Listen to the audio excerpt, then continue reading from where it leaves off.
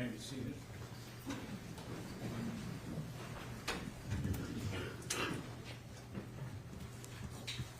All right, people may call their next witness.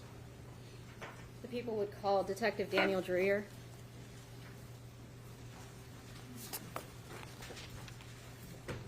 Raise your right hand. Do you swear or affirm to tell the truth, the whole truth, and nothing but the truth under penalty for perjury? Yes, sir. You can have a seat.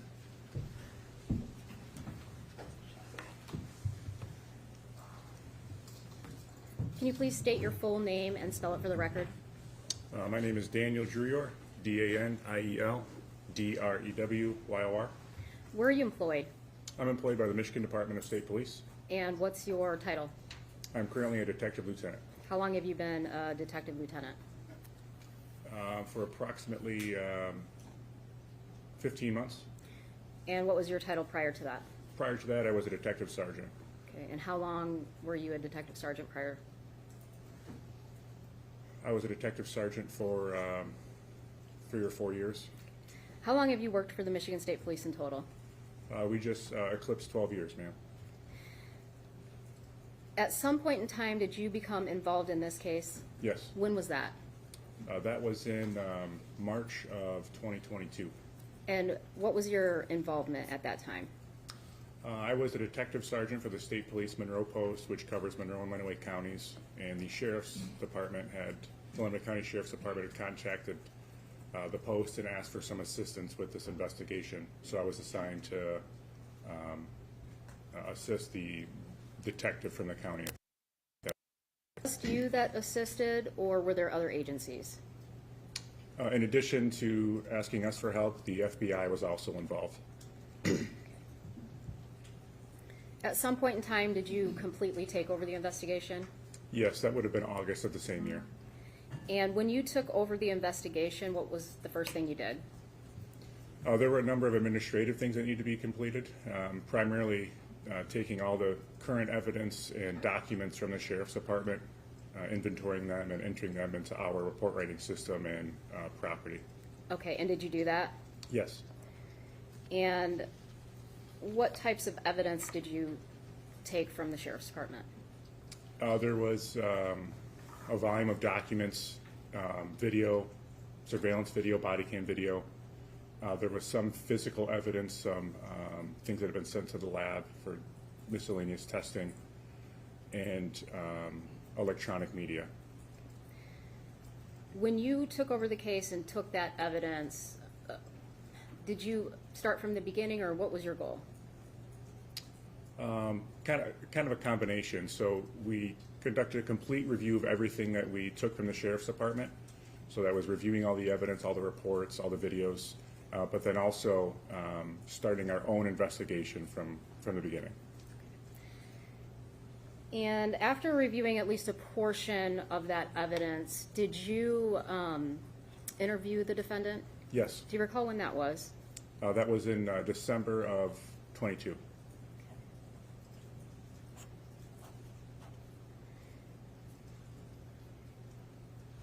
Where was that at? That was at the Michigan State Police Monroe Post. And would you say approximately the first 45 minutes or so was just building some rapport with the defendant? Yes. Yeah, practically the first 45 minutes were not necessarily case specific, more just introducing myself to Mr. Warner. Okay. Now we're going to get into the actual details of your investigation at a later point in time, next week maybe. So right now I just want to focus on kind of the interview you did. So when you, after that first 45 minutes, what was the first topic of discussion that you had with the defendant?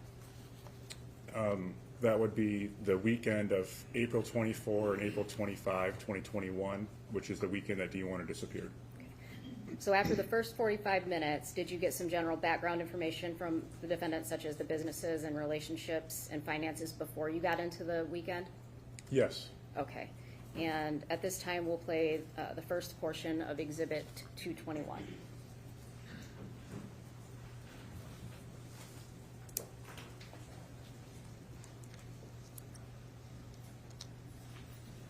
Why wouldn't you do something to me?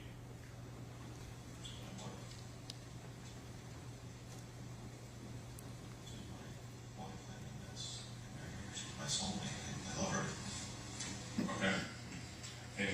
think should happen to someone that did do something there?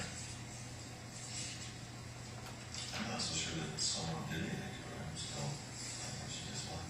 She Okay. was someone, I mean, she obviously had a good plan. Okay. She left with someone, if they did something, or if they didn't. I don't think anyone's done anything. Okay. Can you, kind of in your own words, can you describe Dee to me as a person? The most beautiful woman in the world. And how about her personality? What can you talk about her as a person? She can be hot and cold.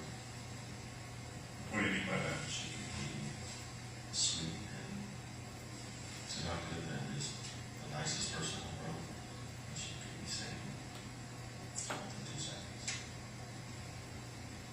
How would you describe your marriage overall? I would describe our marriage as a normal marriage. We had a lot of arguments and disagreements, but I mean, look at the businesses and things we were running. You're going to have disagreements on things. Mm-hmm. And Dee had a hard time leaving business in the office. She would bring it home. If you didn't agree with her way of thinking, then she'd keep on until she convinced you what she was saying was right. Okay. And how would you describe kind of a normal argument with her? What is that like? The two of you and her. A normal argument?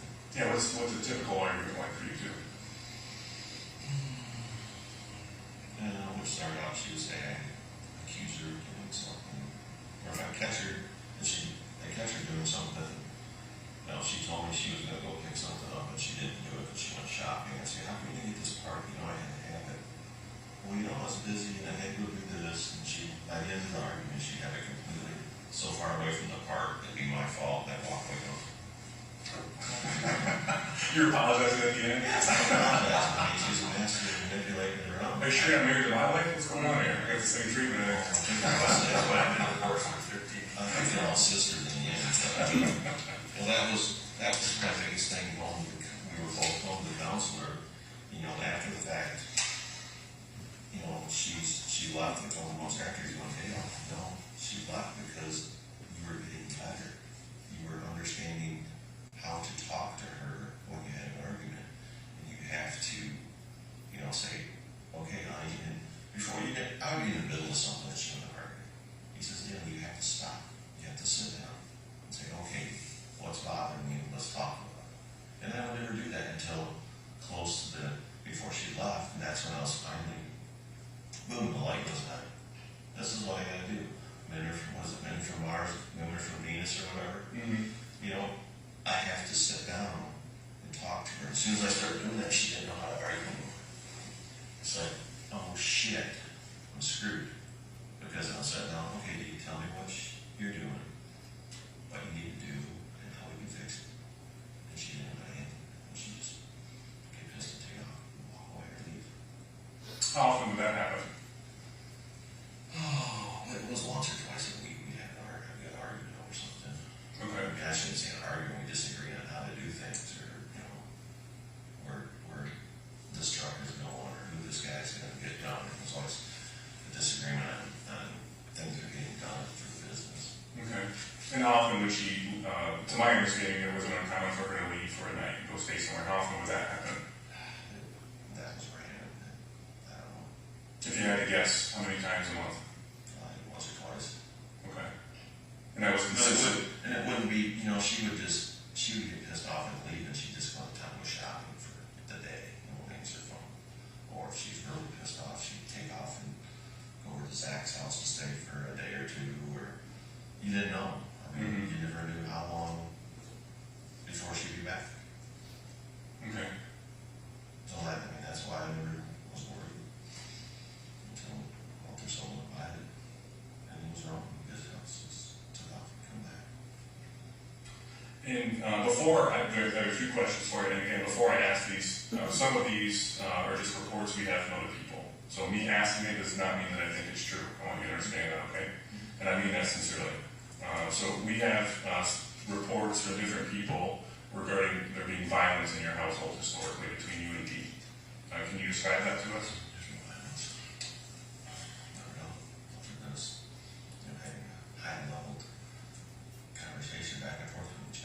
Can you describe what you mean by high levels? Just hollering at each other. You know, he would be singing the F-bomb and screaming, hollering top rounds at me. And I'd be hollering back at her. There was very violence. And how often would those types of discussions occur? No, a couple times on the ground, just happened to depend on if the truck got rolled over that day, or if somebody smashed something up, or if what went wrong in the business. I see, okay.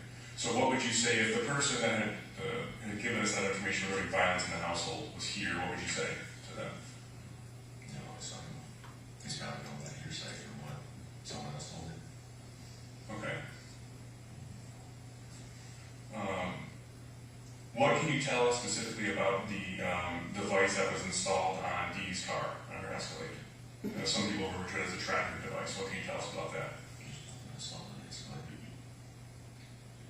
Okay, so we had received information that there was a device installed in the Escalade and that she had discovered it and it resulted in an argument between the two of you. There's never anything, I never had an argument over the Escalade, the device in that. Okay, do you know anything about the device in general that she felt was tracking her or something on a vehicle? Is that? She thought I put one in the Hummer. Okay, can you tell us a little about that? I put a diagnostic device you plug into it to see how it's running. If Okay. there's no run or change in it. And she figured it was a tracking device. I could tell where she was at. Okay, well, and why do you think she would feel that way? She was paranoid. She didn't want anyone to know where she was at, what she was doing. I mean, this is me finding out after the fact. Okay. And the Escalade had an OnStar on it, so I could tell where the Escalade was at anytime, every time. Okay.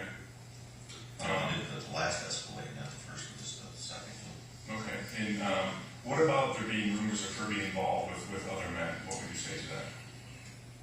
At the time when she left, I would say no, but now I really don't know how to answer that question. Okay. You've had a lot of time to think about it. Do you think it was possible? Do you think it was true? I am leaning towards that it was true, but in my mind, I still only think that my wife was true to me. Okay. What else? I don't know, until she's here, before I can ask her to confront her. I guess I want to say she's going to see what's on. She tells me otherwise, or there's proof. Okay. Had that been a suspicion of yours in the past? Something you had confronted her on prior to this? Never traded that she was behind the affair with alone. Looking back, were there any indicators that may have been the case back then? Looking back, there's a lot of things that would make me question, like I say, What things? Can you describe it to me? being gone for hours at a time, the vehicle being gone, I mean, not being able to account for where you've been, or not wanting to tell me where you've been. Okay. So, Anything else? Okay. I mean, this is all stuff that I found out in the last 3-4 months, you know. And a lot of it, maybe it's all this, there's so many rumors and so much shit going on. I'm sure. Like I say, I'm not going to believe any of it until she's in front of me and I can ask her. Several people have reported instances where you would show up to where Dee was unannounced without having knowledge of your knowledge from her where she was. Can you explain that to us a little bit? That's news to me. Okay, so I can think, correct me if I'm wrong, partner, but one specific example was she was out to lunch with someone and she had made a statement about not wanting to be around you. You're having some argument or disagreement on that specific day, and you had showed up to where that lunch was occurring. That's completely. Okay. And again, I'm just asking what's been reported to us. I'm not saying there's any truth to it, okay? And there's a lot of things like that it's important to hear your side, because when you're only getting one side, it can look horrible, right? So we want your input. Can you think of a reason why, other than it's obvious, but can you think of a reason why someone would say that about you? I mean, unless you're saying something negative about me, that person, then Okay. that's a huge thing in a high-functioning board of my personality. That's what they do. I'm sorry, I missed that part. My wife, after her diagnosis, is a high-functioning board of personality. That's what they do. Okay. Is they put the other person down to everyone around them. Okay. That's what characteristics are. In some previous interviews and to other people, you had stated that you were not going to explain that a little bit to us? I don't, maybe that's just a topic of discussion. Well, that was something that Dee had made sentiments and remarks to other people, that was an interest of hers, and that you two had argued or discussed. I don't want to use the wrong word. Can you describe that to us a little bit? Divorce was a word that we didn't bring up between each other because that was, we were going to counseling and had a lot of things going on. And that was one of the things that we told each other, we're never going to say to each other's divorce because that's not what either one of us wanted as a result. And once you say the word divorce, then you just start throwing it. It's like a word that you can't take back. I say, I hate you. Well, that's in your mind now. You can never take that back. Mm-hmm. You know, we're going counseling. If you say, I want a divorce, just because you're pissed, it's in that person's mind now forever. Yeah. So you can't get it out. There's certain things that you don't want to cross the line and say because you can't ever take them back. And that's one of those things that Dee and I had between each other. We're never intelligent to that. Invitation, yeah, it came out once in a while. But, you know, with the counselor, you can't, there's words that you can't say because you can't take them back. That's the understanding where we're at now. Okay. A couple of things I wrote the business, I'm sorry. Can you kind of briefly describe the business entities you currently have? I know there's a few different ones. I guess, can you clarify? So I know you have essentially the farming business, and you've got buyback, which owns some property, and you do some agricultural work and spraying, and then there's a trucking company. Can you just describe kind of that empire in its entirety? There was Warren Farms LLC, was our farm, Warren Farms Services LLC was the spraying and fertilizer custom application business. There is buyback, which is the entity that has all the property in it. Cedar Creek Express is the company that owns all of the trucks and trailers for the trucking company. The trucking company leased all the trucks and trailers from Cedar Creek.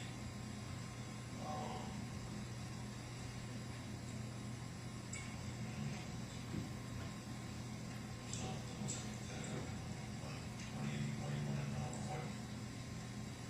I'm trying to get a good understanding of what you have. I know you have a lot of things, essentially, that's all. So, and I wasn't clear on, we were familiar with buyback, and then I know that the other company owned trucks, and I'm not in the farming, so I couldn't tell you.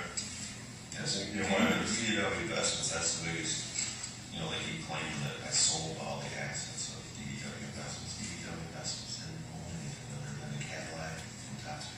That's one of the things they're doing. I see. Can I just interject for 1 second? You should tell them about your boarding firms and your DBA. Because that is something that has become, I think, for the conservative, an issue now, because they were never aware that Dale Warner. I've always had Dale Warner DBA boarding farms from the beginning. Okay. And I've still had, the last year and previous year, everything is farmed in my DBA now. The LLCs are not being used. They're all still there. Everything's going through my personal. May I ask why? I'm not going to deal with conservative. I'm not going to work my ass off 20 hours a day to pay them. Okay. And as far as I'm concerned, the companies are all dead without me. So there's nothing there. As far as, I'll say day-to-day responsibilities, for lack of a better term, can you describe kind of your responsibilities and Dee's responsibilities when it came to business? He ran the office. I ran everything else. Okay. His responsibility was to make sure all bills and payments were made and everybody was paid. And mine was to make sure all work got done. Everybody got what they made, trucks are on the road, things got planted, things got sprayed. I mean, that was my job. Okay. So I understand Dee had expressed the interest in being done with the trucking business. Can you talk to us a little about that? Describe it to us. I was confused on what she was talking about on being done with the trucking business, and I understand it clearly now. As she took so much money out of the company that there was no way it could survive. Can you kind of tell us what she had told you back then about being done, so to speak? She just kept telling me that the trucking, we're done, the trucking company, we're done. So she kept saying, I didn't understand what the hell she was talking about.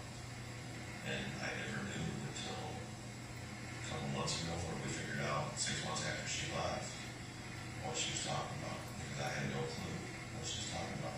She said we're done. And we got a couple notices that, you know, delinquent taxes are going to garnish your wages, they'll take money out, so they'll tell me about it, they'll take your money out of the account. They're going to do that, and the council and I started questioning, I go, what is this? Don't worry, it's just, you missed a check, it didn't get to them in time, you got to hate. Well, hindsight looking back, when you get one of these, it's more than just a missed a check. It's flat out not paid. So they were scrambling around, pay that one that was delinquent that moment, so that you'd be off the collection list again. And I'm thinking everything's fine and dandy. Well, it wasn't fine and dandy. Her and Zach had been taking and scamming so much money out of the accounts. You know, and it was a godsend when she got the PPP money, because that gave another shot in the arm that they could cover things up for another fucking 5-6 months. And it was down to the point where it couldn't be covered up anymore. I see, okay. And I was going to find it, because they were going to have to come clean. And that was her, how trucking companies done it. How am I going to deal with it? How am I going to tell Dale this? I mean, she was in my daughter's soccer game when she called and told me, we're all done. 10 minutes ago, everything was fine. The day before, we said pizza in the field, everything was great. What has changed? What's happened? Tell us more about that conversation. Which one? When she was at the soccer game, you called her. She called me, it was 9 or 10 in the morning, she was at the soccer game, and I says, Jaron, and I think Brian was there, we were tied on the field in Tipton, and my phone rings, and I said, I gotta take this, it's Steve, because I figured she's calling to tell me how the house was doing at the soccer game. And she was very upset, and she says, we're all done, I got into a tie, we're all done. She hung up. That's it. And she would answer my calls all day long. So I'm in complete limbo thinking, what the hell is going on? Okay. We'll come back to that. I have a couple other questions for you. We're in business. What year did things go negative with the vegetable farm? Was that in... It was the year after we bought it. We went through, I think 14 is when we bought it, so it was like 15. Okay. And a lot of things went bad there because when we purchased it, we were also supposed to, people who purchased from told us they had contracts for potatoes and different things for the next year. And they didn't. So we grew all the stuff with no contracts. Okay. And then talk to us a little about your finances leading that. What did that look like? Financing when we left. Yeah, your overall, the company and your business finances. Oh, business finances were in turmoil. I mean, we lost, oh God, close to probably $20 million there. We put hundreds of thousands of dollars in redoing buildings and redoing all stuff, a lot of equipment for up there. Because we couldn't pay it, we were rolling the John Deere equipment, which is get a new piece every year. And since we couldn't do that in our dealership here in Tecumseh, we were rolling 30 pieces every year. So he would get 30 pieces and it had just very few hours on it, and he would sell it. A competitive edge over everybody else around. Well, he was getting, you know, the economy was slowing down, things were slowing down. The pieces weren't selling, his lots were getting fuller and fuller, and my machinery didn't trade every year. We did this 7 years, so he's got 210 pieces of equipment that he's got in the last 7 years from us. We can't sell it. Well, the deal was, I pay the rental payment, or the lease, whatever you would call it, he pays the note off. Well, they talked me into signing a note with Deere, just a 1-year note. So every year with Deere, I'm supposed to pay that piece off. Well, I don't pay it off. The dealership pays it off. I pay the rental. Well, they had so much machinery, they didn't want to pay the notes off. So Dale stuck having to pay all these notes off. $5 million I'm supposed to come up with. Well, I can't. So now all my notes are paid. You know, my $1 million operating line at the bank is due. My other $500,000 line at the other bank is due. Well, there's this little clause in the bank's thing, even though you've got all your money in the bank, you make the payments to them. If they feel threatened in any way, they can take all the money out of your account and pay all the debts off. And that's the same bank cleans out of my accounts $800,000 that was settled to pay everybody else. They took it all. They paid themselves off. We're pretty clear. They bounced $30 35 payroll checks, they announced a couple hundred other checks that we sent out to make all these payments. So where do you think that left me financially? I see. Internally. We had heard that notes would be called back, but we didn't know that those pieces of information, how it specifically played out. You know, the roll program that we had set up with Deere, and it was my own fault. I should have never let him talk me into doing it, but I was paying a quarter of the amount I would pay on a normal market. I mean, Johnny, kind of my payment would be $50,000. I was paying 20. Saying $30,000, who would do that? Yeah. And that was the same on all these pieces. Well, the dealership, instead of them saying, hey, we can't take these in that trade, let's keep these pieces another year, we'll roll them back in and go through it, they didn't do that. They just didn't pay John Deere. Just let you hold the bag at the Yeah, end. they roll them back. Okay. But a lot of it was the manager at the dealership was not telling the owner, Paul Baker, what was going on. Because Paul Baker and I have a great relationship right now. I mean, I own $5-6 million right now, with him. So if he didn't know what was going on, none of this other shit would happen probably. Okay. This all goes back to communication. You know, there was a failure in communication. I assumed the dealership's manager was doing his job, and he wasn't. He was covering his own ass. So they threw me to the woods, and by the time me and Paul Baker got together and talked about what was going on, hopefully shit went down. And coming out of it financially, So what I had to do to survive is we sold off all the property we had in Manchester. The Sears Farms, I wrote a check and bought that. I had to sell another 300-400 acres I had in Britain to pay off the bank to get them off. Well, I didn't pay them off to get satisfied to get them home. And you know, Greg Hardy was in this deal. You know, he's this great fucking guy. He's negotiating this deal and helping, which I've been better off not even had him involved. He ends up with 100 acres of mine, and he negotiated a deal that they needed another $500,000 to keep him from losing everything. Greg negotiated this deal. But he only had 2 weeks to come up with this money. You know, and I'm such a, this is Greg Hardy, I'm this good guy, I'll buy that piece of ground from you. But I'm only going to give you this much money, even though it's worth this much money. He set up the deal and goes in a fucking pocket. It cost me over $100,000. okay. But he set the deal up, I only had 2 weeks. Where are you going to come up with millions of dollars in 2 weeks? With no one. He set me up to fail. So he negotiated this deal directly with the bank for you to have whatever extension and come up with X amount, and then gave you X amount for that property, basically, right? That's for for sure. Okay. So he fucked me in the deal. Not this So I'm is. still here, I still. I'm not saying this to make you mad, but it was explained to us that you two, meaning you and Dee, were in turmoil, and I'm being dramatic, ran down the street to Greg's house, Greg, please save us, and that's what was essentially told us before. So that makes a little more sense. No, that's not it at all. He's like, he was trying to come across that he's going to be the savior. Well, his whole master fucking plan was to fuck us out of something, and he did it. Which piece of property was that? Maybe I do. There's 100 acres there. It links. Greg's got about a 300-acre chunk there now. My 100 acres. Okay. And how much would that have been worth at the time on the open market, do you think? We should have been able to get about 6,000 or 7,000 an acre for it. Greg only gave 4. I see, okay. Yeah, that would be accelerated to my mouth, also, I don't know. Well, it did at the time, but you know, I'm one that doesn't hold a grudge that much, but I looked at it this way, it saved me all the other properties I had, so it wasn't costing doing business. But there is a sour taste in your mouth that, you know, family wasn't there to help his sister like he was trying to come across. He was there to screw her in. Yeah.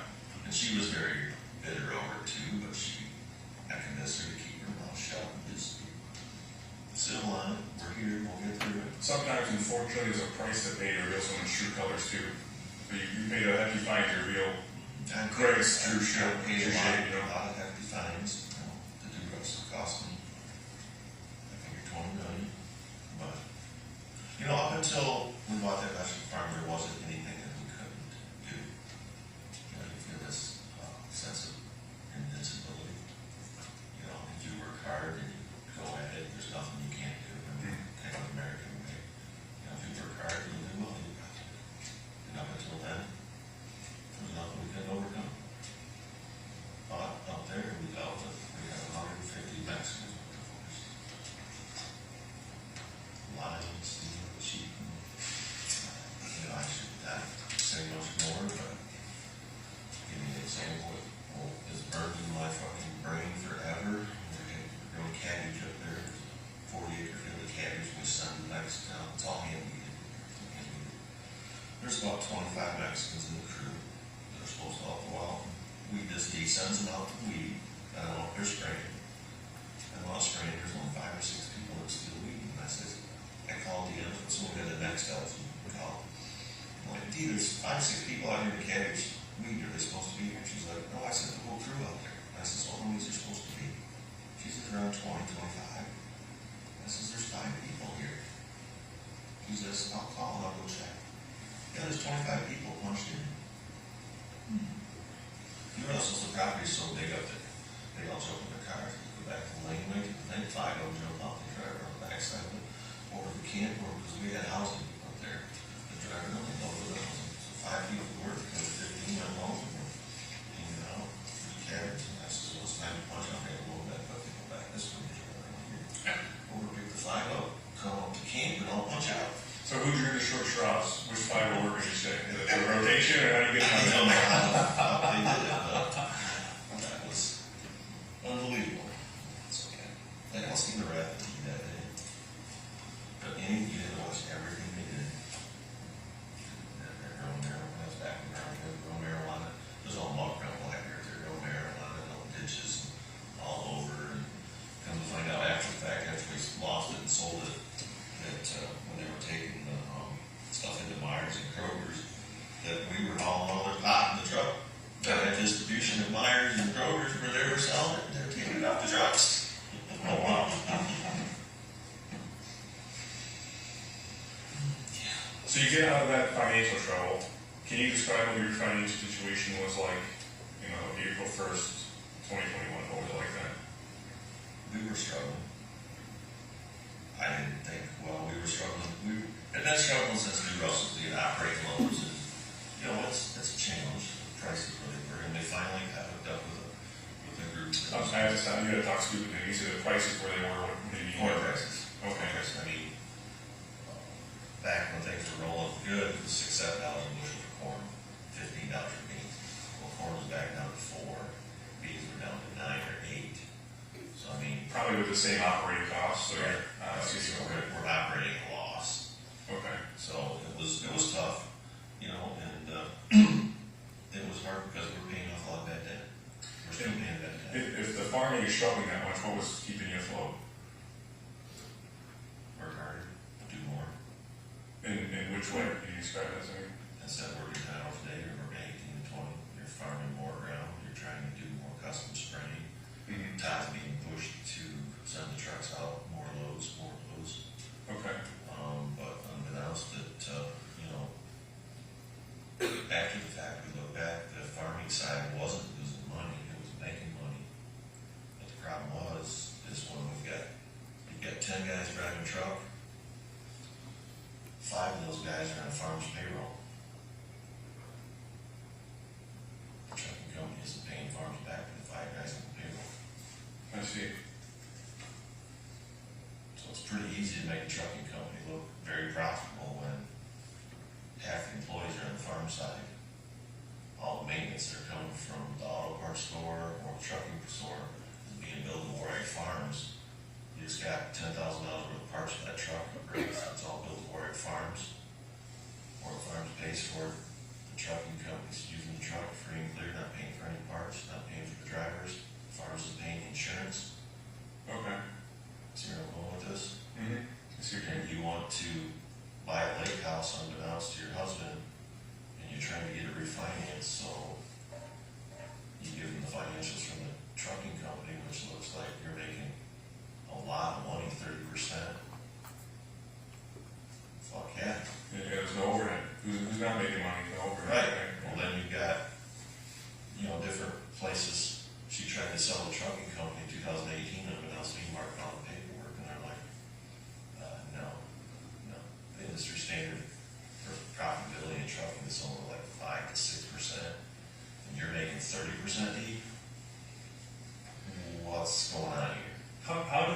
deal come up with Laidlaw? Can you describe that to us a little bit? The deal with Laidlaw? You know, you guys, talking law enforcement, all these people after the fact, you guys crippled me.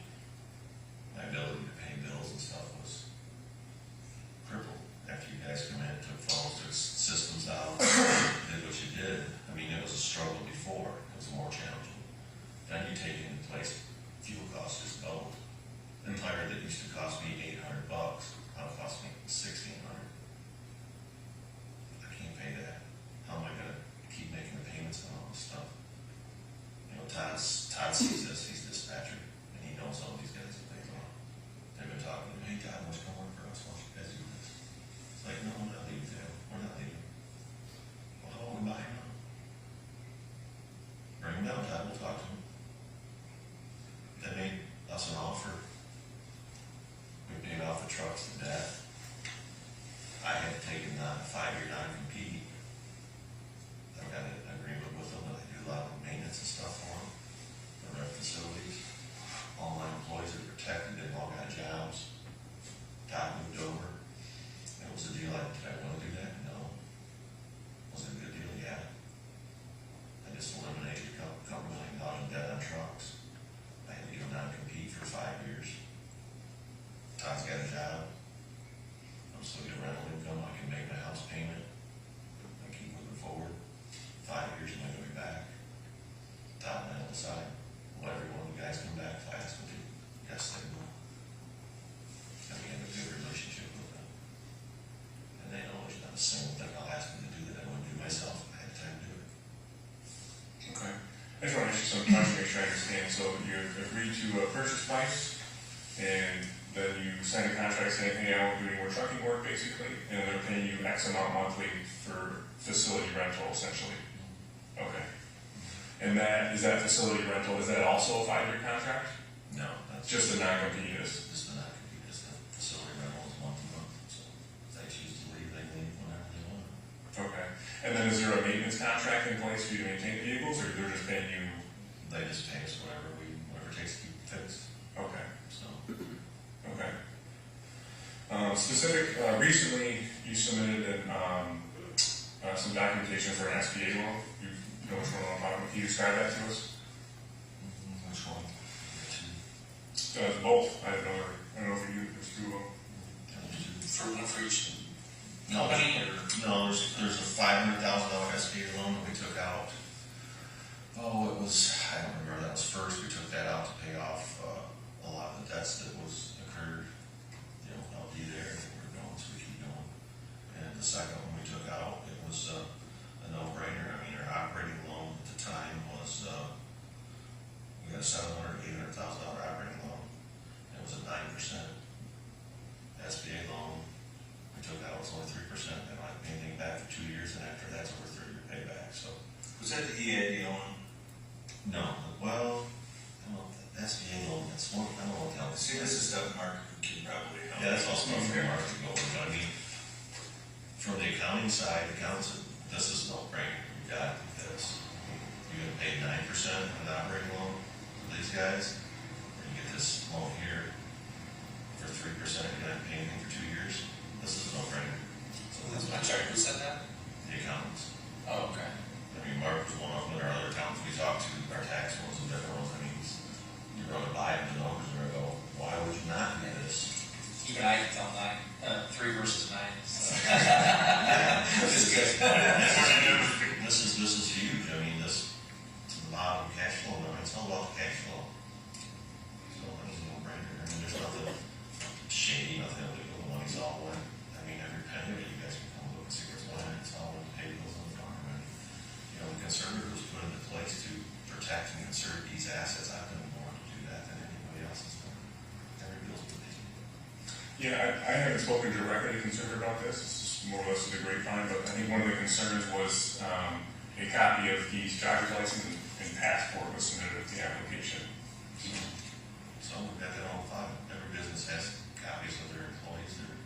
My passport's in the file, my license is in the file, my restricted use license is in the file. Every employee's license is in their file. Where is that stuff stored? It's all in the file cabinets. You guys went through them. In the manual file cabinets? Okay.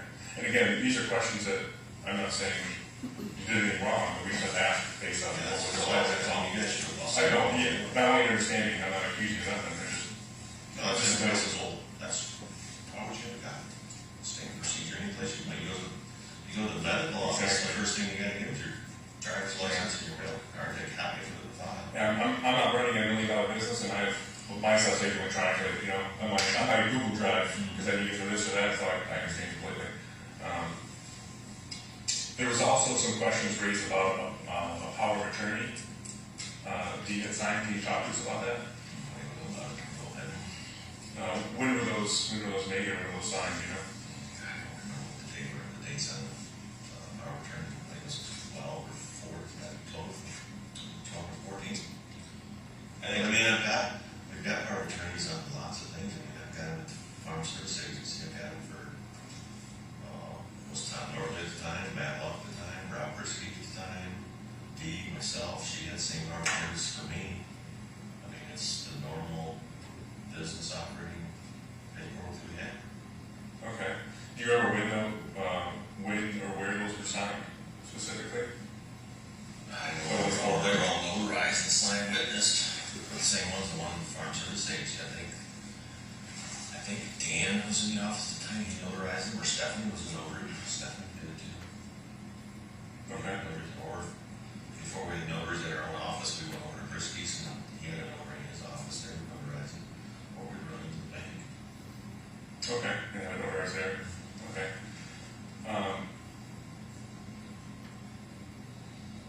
Do you have any question on the business guy? There was some questions. There were 2 operating agreements. There really is only 1 operating agreement. It was, other than the one that the manufactured afterwards. Well, yeah, once she fabricated up for DW bus, which she made one of them, just her name on it with the other. There's been addendums done to the operating agreements. And the first addendum that she did, the Dee wrote one, she was under the understanding that she had to retype the whole operating agreement. So the one that the questioner put on YouTube that is a fake or something, because she retyped the whole operating agreement and put the addendum as page 1. She made, so it's like 14 or 15 pages. So she copied the whole agreement with the addendum and we signed it. But you don't have to do that. All you have to do is type up the addendum and sign it with the original agreement. She was under the understanding that she had to redo it every time. So she's like, this is a pain in the ass, Dale. I don't have to retype this every time. And that's what she emailed to Goose when he was kind of chuckling and says, no, you don't have to do that. She just got to do page 1. So it was kind of the time. Business questions here? No, I think I'm ready. Okay. I mean, whenever you guys have questions, just come up. If you guys have come to the office, it's an open door. Okay. Nothing to hide. We're not doing anything that's shady. I don't think at all. No. It's unfortunate that a lot of questions we have to ask just because of the circus. Well, that's what makes me feel like you guys are getting led around, because it's all shit that it's fabricated by them. So once it's fabricated, you gotta ask. That's why we joke with you. As Greg said today. It's a joke between you and me. So Trust me, don't take I am not getting your Christmas card from February. I can promise you. You might get one before me. How about that?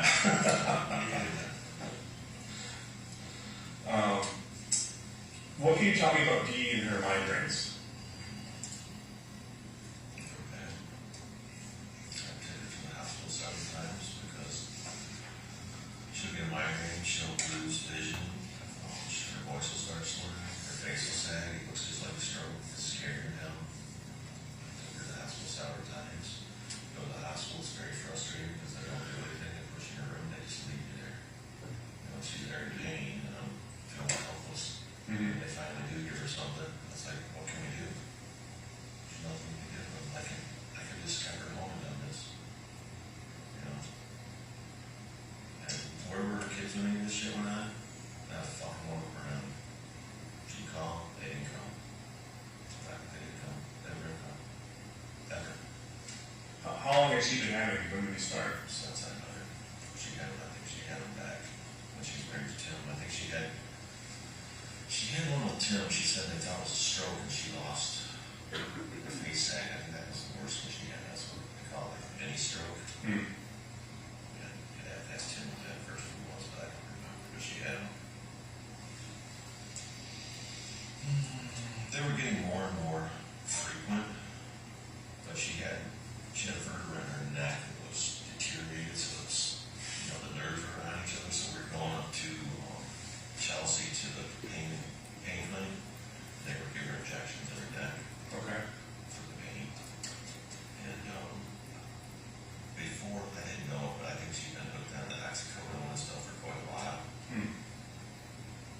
scary. Yeah. And, well, you guys seen all the piles and stuff I found in the house, didn't you? Did you see those? I couldn't tell you how much, but I'm familiar with what you mean. Yeah, there's piles and piles I found everywhere. I'm still finding stuff in the camper. There's a little pill bag. It's just, Were you ever concerned she may be getting them elsewhere? hindsight, yeah, now I am, but I was oblivious at the time.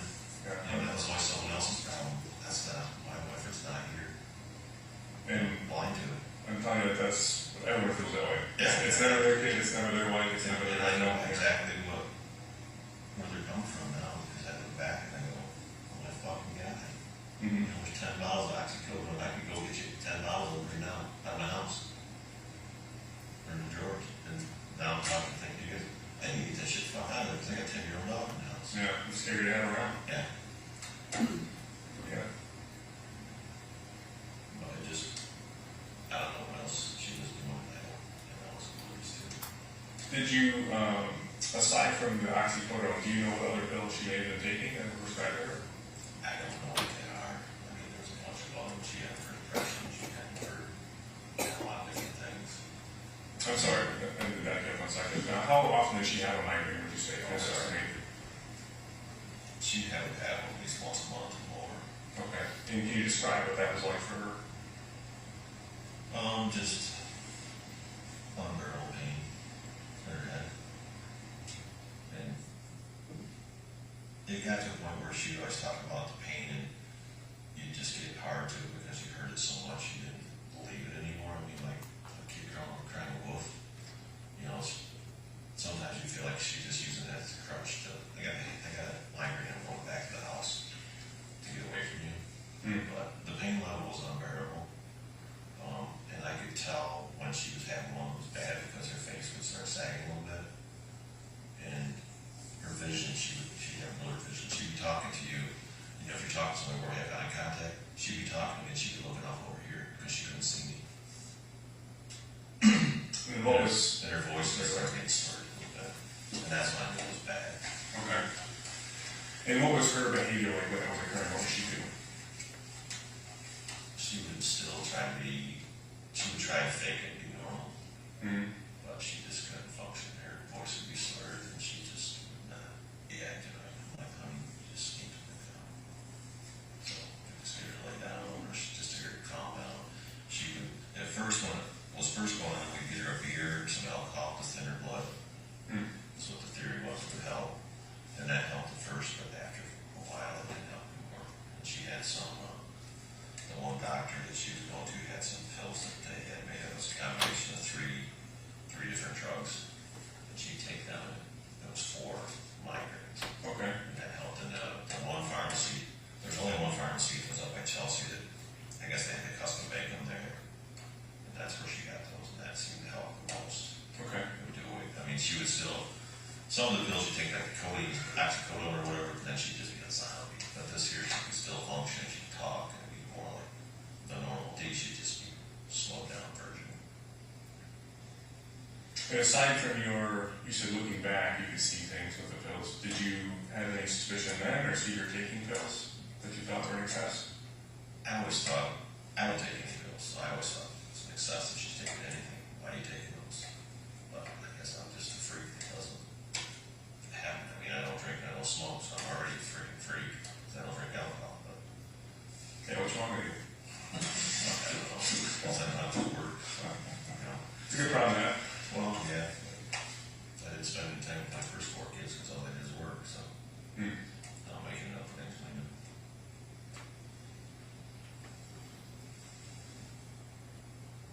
Initially, when this happened, and I don't want to misquote you, so please correct me, but if I'm saying something that you said out, you correct me if I'm wrong, sincerely, okay? You guys made a statement about she's in Jamaica. And what made you think that? She loves it there. She was fascinated with it down there. And what makes me think that I will find her. I will find her actually. She's in Jamaica, or she's in Mexico. And the reason I say she's in Jamaica, and when we're down there, she was fascinated with it. She was always off with it. What would you call it? Person that's in charge of the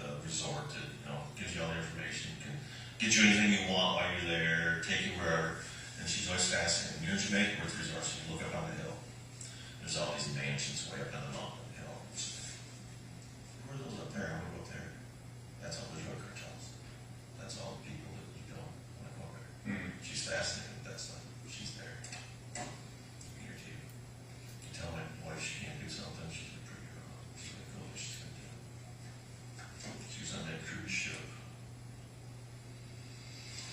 It's about 3 years ago when she went with Stephanie Mills.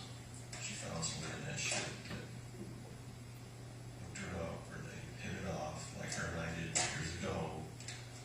And they told each other some dreams of what they wanted to be or what they wanted to do.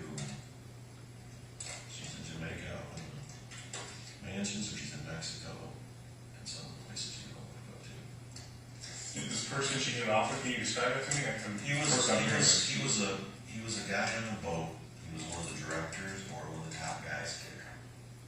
And it was either him or an associate of his that was on the boat. He was very well off, very well to do. And she was hanging with them a lot. Well, this is according to my brother.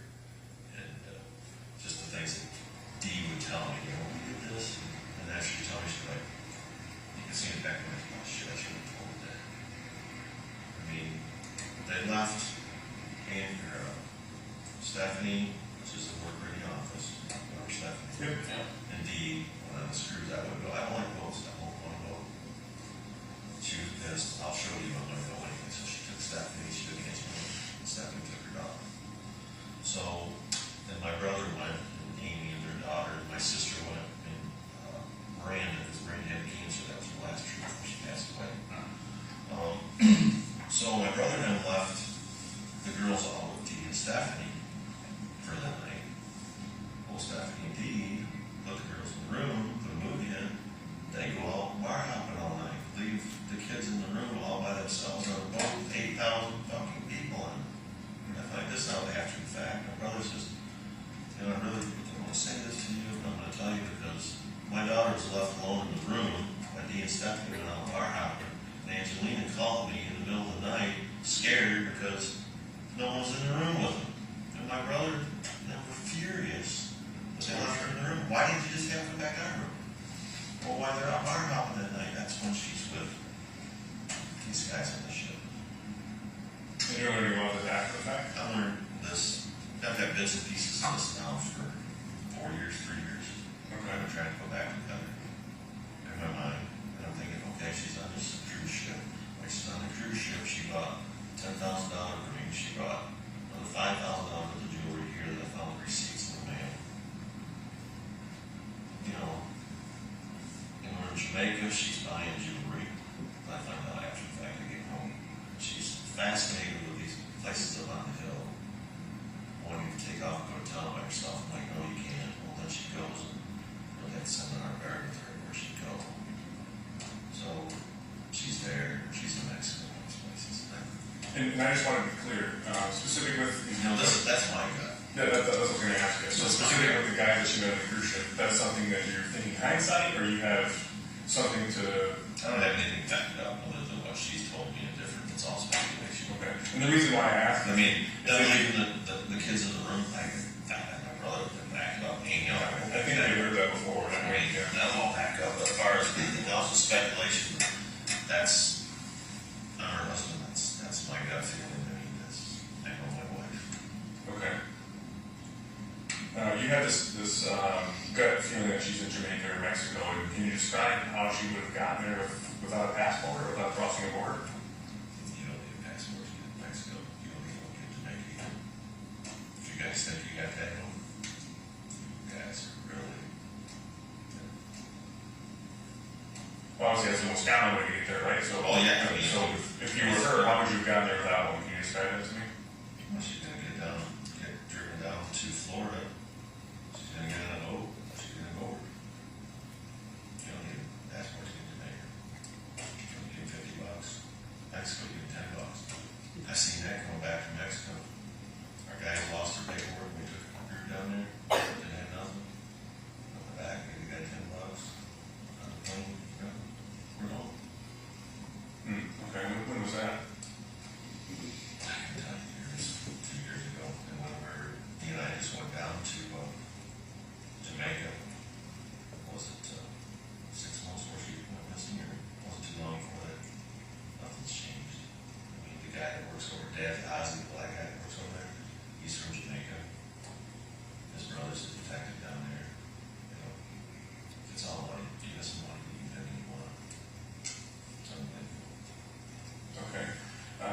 specifically on the money topic, where would she have gotten this money to do this? Because now it's been a long time to have survived this money. Where she got it? Mark's still tallying up how much money she's got. We're still puzzled on where she could have found it or how she's got the money, where she did it. I haven't got an answer to that yet. Okay. And you had previously made statements about money missing from the safe. Can you describe that to us? There's money in the safe that's gone. Something. How much money was in the safe? There's approximately close to, for sure, there's between $75,000 and $100,000 cash in the safe. Okay. And can you describe how that money was collected or how it came to be? It was, we sold different pieces of machinery, and, over the time, you take your paycheck, you put $100 aside, you put it in the safe, and it's just accumulating over years. Okay. And then how much was missing when she left? I don't remember for sure Kevin would know because we went down there and looked, and it seemed like there was only like 18 or 20,000. Don't quote me. I'd have to ask Kevin because I think we looked or counted or did something at the time. It seemed like there's only 18 or 20,000 left. When you say Kevin, referring to Greca, make sure I'm clear. Okay. And can you, if I was leaving forever, I wouldn't leave anything behind. Can you explain that? I know. She knows that. I figured she left that because that was the amount of money that she figured I had been putting in there for my paychecks when I saved since forever. So I guess she got a little guilt that she left. I don't think she did. I don't understand. Okay. But, like you said, what that is easy to take it all. But she left the one bag that the one that I could use. So She ended up with a bank account, the TCF account. yeah, TNC. That was, that she was using to fund money into that from DTW investments and some other stuff. Most of the money was from they had an auction, sold different pieces of machinery and her stuff. And some guys paid cash. She put in there. She said it was her money, and I looked back on it. Why did she say it was her money? She thought it was hers. And a lot of those financial questions, we're awaiting a financial forensic audit, so a lot of those questions are going to be answered. We just don't have them right now, essentially. But specifically with cash, it's sometimes hard to show where from it was. Where, Well, was it covered over years? yeah, a lot of it we're going to discover, but that's a large sum of money to have in a house, so I was interested if you had a specific thing, like we sold this tractor that's worth X or something large, but nothing like that comes to mind. Okay. Okay. I mean, that might be a large amount of money for her. So it's not for, it wasn't for us.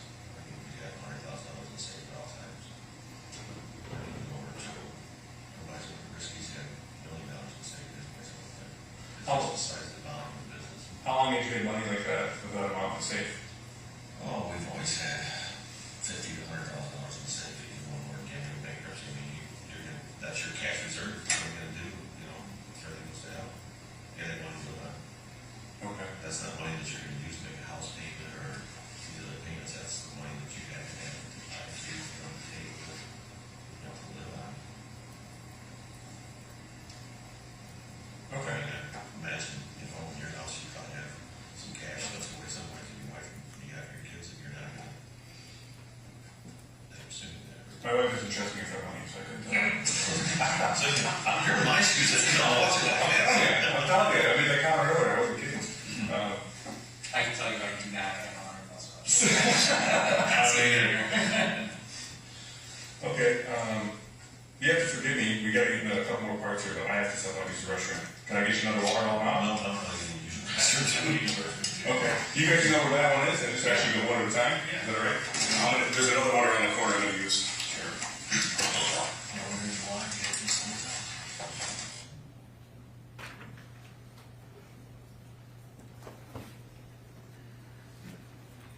So just briefly for some clarification, you're sitting on the far left and it's your back is towards is that a body camera or what kind of camera is that? That's a camera mounted to the wall. Okay, and who's sitting directly to your right? That's my partner at the time, Detective Sergeant Scott Singleton. Okay, and across the table from you, who's seated directly across from you? To my left is Dale Warner. Okay, And to his right? Right You're right. is his. And is the day we're talking to, is he in the courtroom today? To him and I.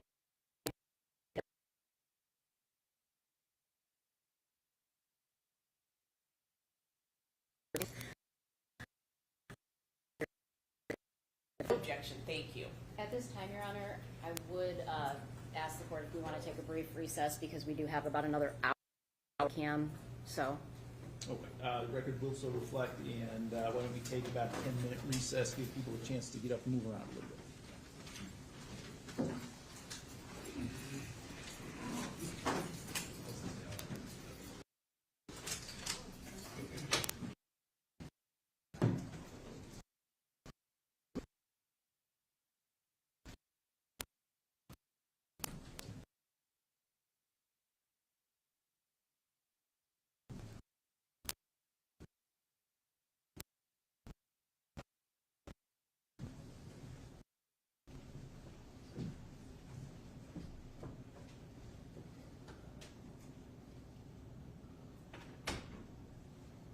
Okay, anything we need to address at this point outside?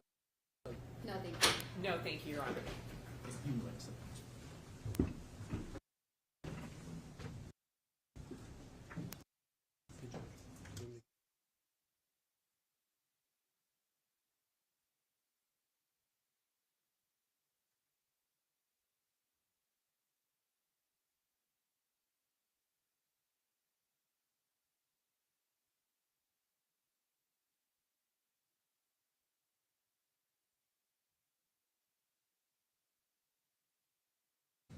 On the record in file 24-21841-FC.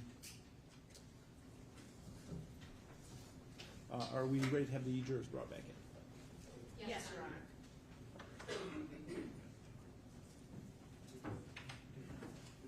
Ready, yeah. Yes, sir.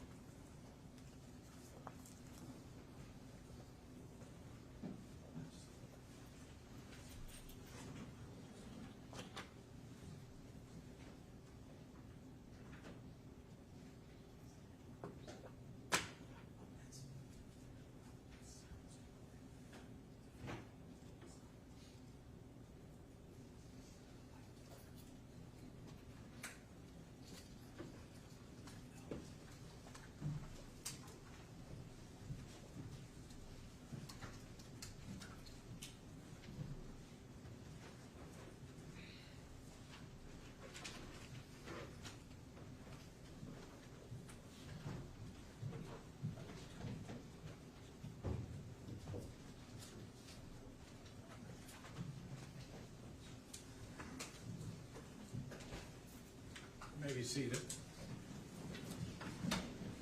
All right, and we can have the witness come back to the stand. So I'll just remind you, you are still in the room. Yes, sir.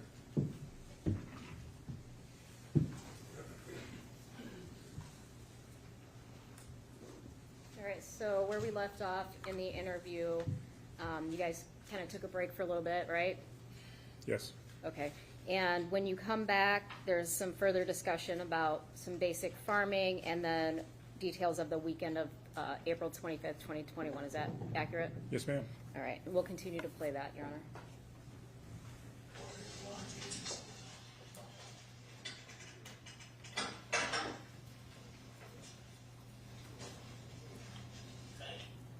Can we just ask, Your Honor, if it's too loud or if there's an issue with that thing up there? Too loud? Turn it down. It's a little loud. Okay.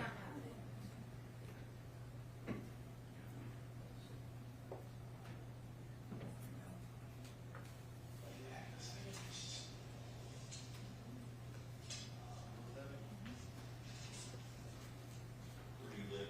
Right here, East Lansing? Yeah. Is that- Yeah, sorry.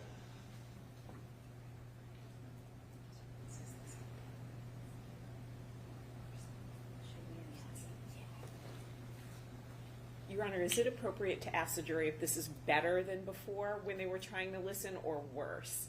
Because the speaker was supposed to make it better, but we just want to make sure it didn't make it worse. Is there anyone? Better? Okay. Great. Okay. Thank you.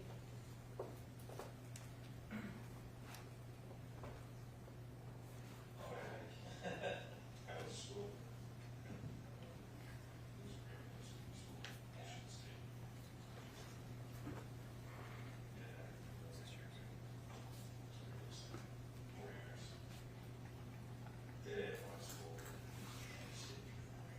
Oh, yeah.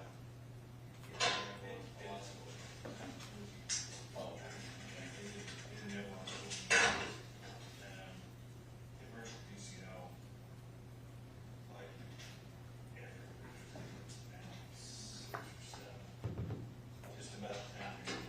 So DCL used to be for aware commercials now. Oh, yeah. And they did it right up there at the school road. So she was taking her law school, so they had sort of a professional relationship for a while.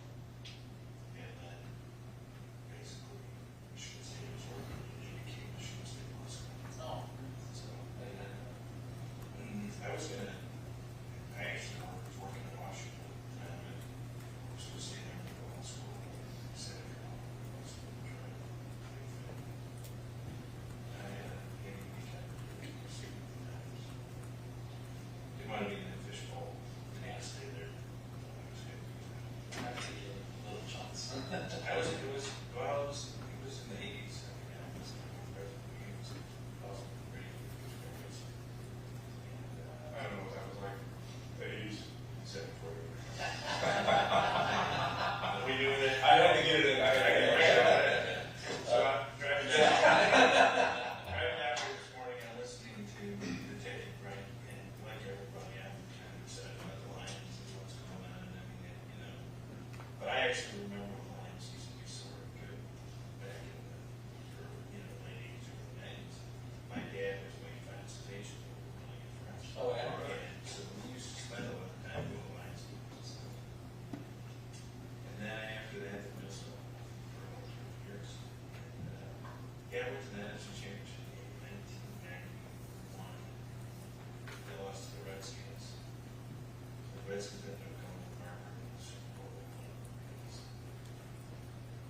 It was the last time the Lions were in. Last time I went to playoff game, 91. Yeah, they beat the Cowboys at so they came. A couple of years after that, maybe 1993, they were in the playoffs against Green Bay. And Sheriff ended up overtime. Very first play for the scrimmage, Brent Burns, Sheriff. And a long bound when it was. It was like literally the first play. And I don't know, they went to maybe the playoffs one more time after that until 2016. Right. It was just so bad for so many years. I still found myself Sunday watching. They're gonna, they're done. See, same old Lions, and they came through. So. Also, it's got to be massive outrageous things. The Lions could win a playoff game for the first time in my life. You aren't old enough to remember that. If I could ask you a generic farming question, Dale, could you, in 30 seconds if possible, describe like the seasons of a farmer? So winter, spring, summer, what are you doing through those seasons? I asked you the same question. Right now, we're still, marking our crop from this year. When you say marketing, you literally mean selling? Yeah, marketing. Okay. Selling. I'm looking at purchasing the inputs, ours, chemicals, and fertilizers, and seed for next year. Okay. We're getting machinery in and getting it retooled, redone for next year. We'll be taking, as we're going through here in February, we'll be getting orders of hopefully what application jobs we're going to do for someone else, or what their needs are going to be, so we can build it. Our seed corn will be coming, they call it here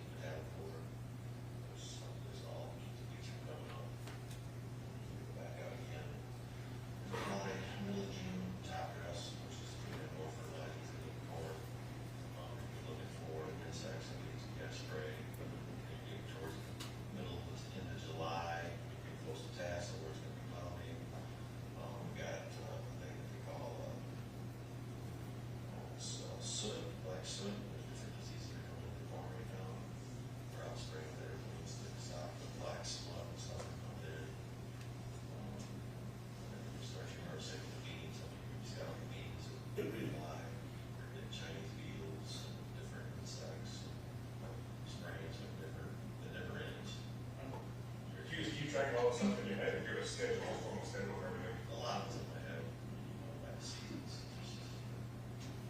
And even, I mean, Your body knows when this is coming, or I mean, the weather. that's what I was gonna say, the weather, I mean, you can't predict, like, it's been unreasonably warm, and so coming up right now, you know, not that things we kind of, Yes, I've done this my whole life, so it's just.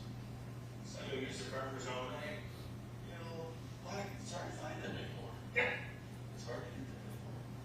But you know, there's a lot of truth to it. Grandpa always say that, what is it, frogs croak so many times before a hard frost. There's so many different sayings. The locust, you know, here, it sounds like the frogs at night, you hear all the locusts chirping.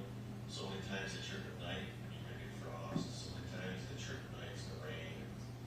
These guys had shit down, let me tell you. And then different ones, you know, with the cattle, you should debone cattle, you cut their horns off, otherwise, they'll gore each other when they get older there. There's sayings out that, you don't want to deworm cattle after half moon, you want to do it after full moon, they'll bleed less. Yeah, something's true. You deworm them and bleed, you want to ruin their blood straight afterwards, you know, partners are right up there. Next time you do it, after full moon, you're bleeding a lot. There's some truth to this. it affects the tides, so I don't know. There's so many I don't know. but there's so many things. There's so many things that there's so many things that He's in charge of something, so yeah, good. there's so many things that I would remember to tell you because it's all like second nature. You know, I mean, it just Yeah. I say go plant corn. Well, I already know where all of it is. You're gonna go plant corn. There's things that's my son and stuff. And you tell me everything, assuming that I know what you're talking about.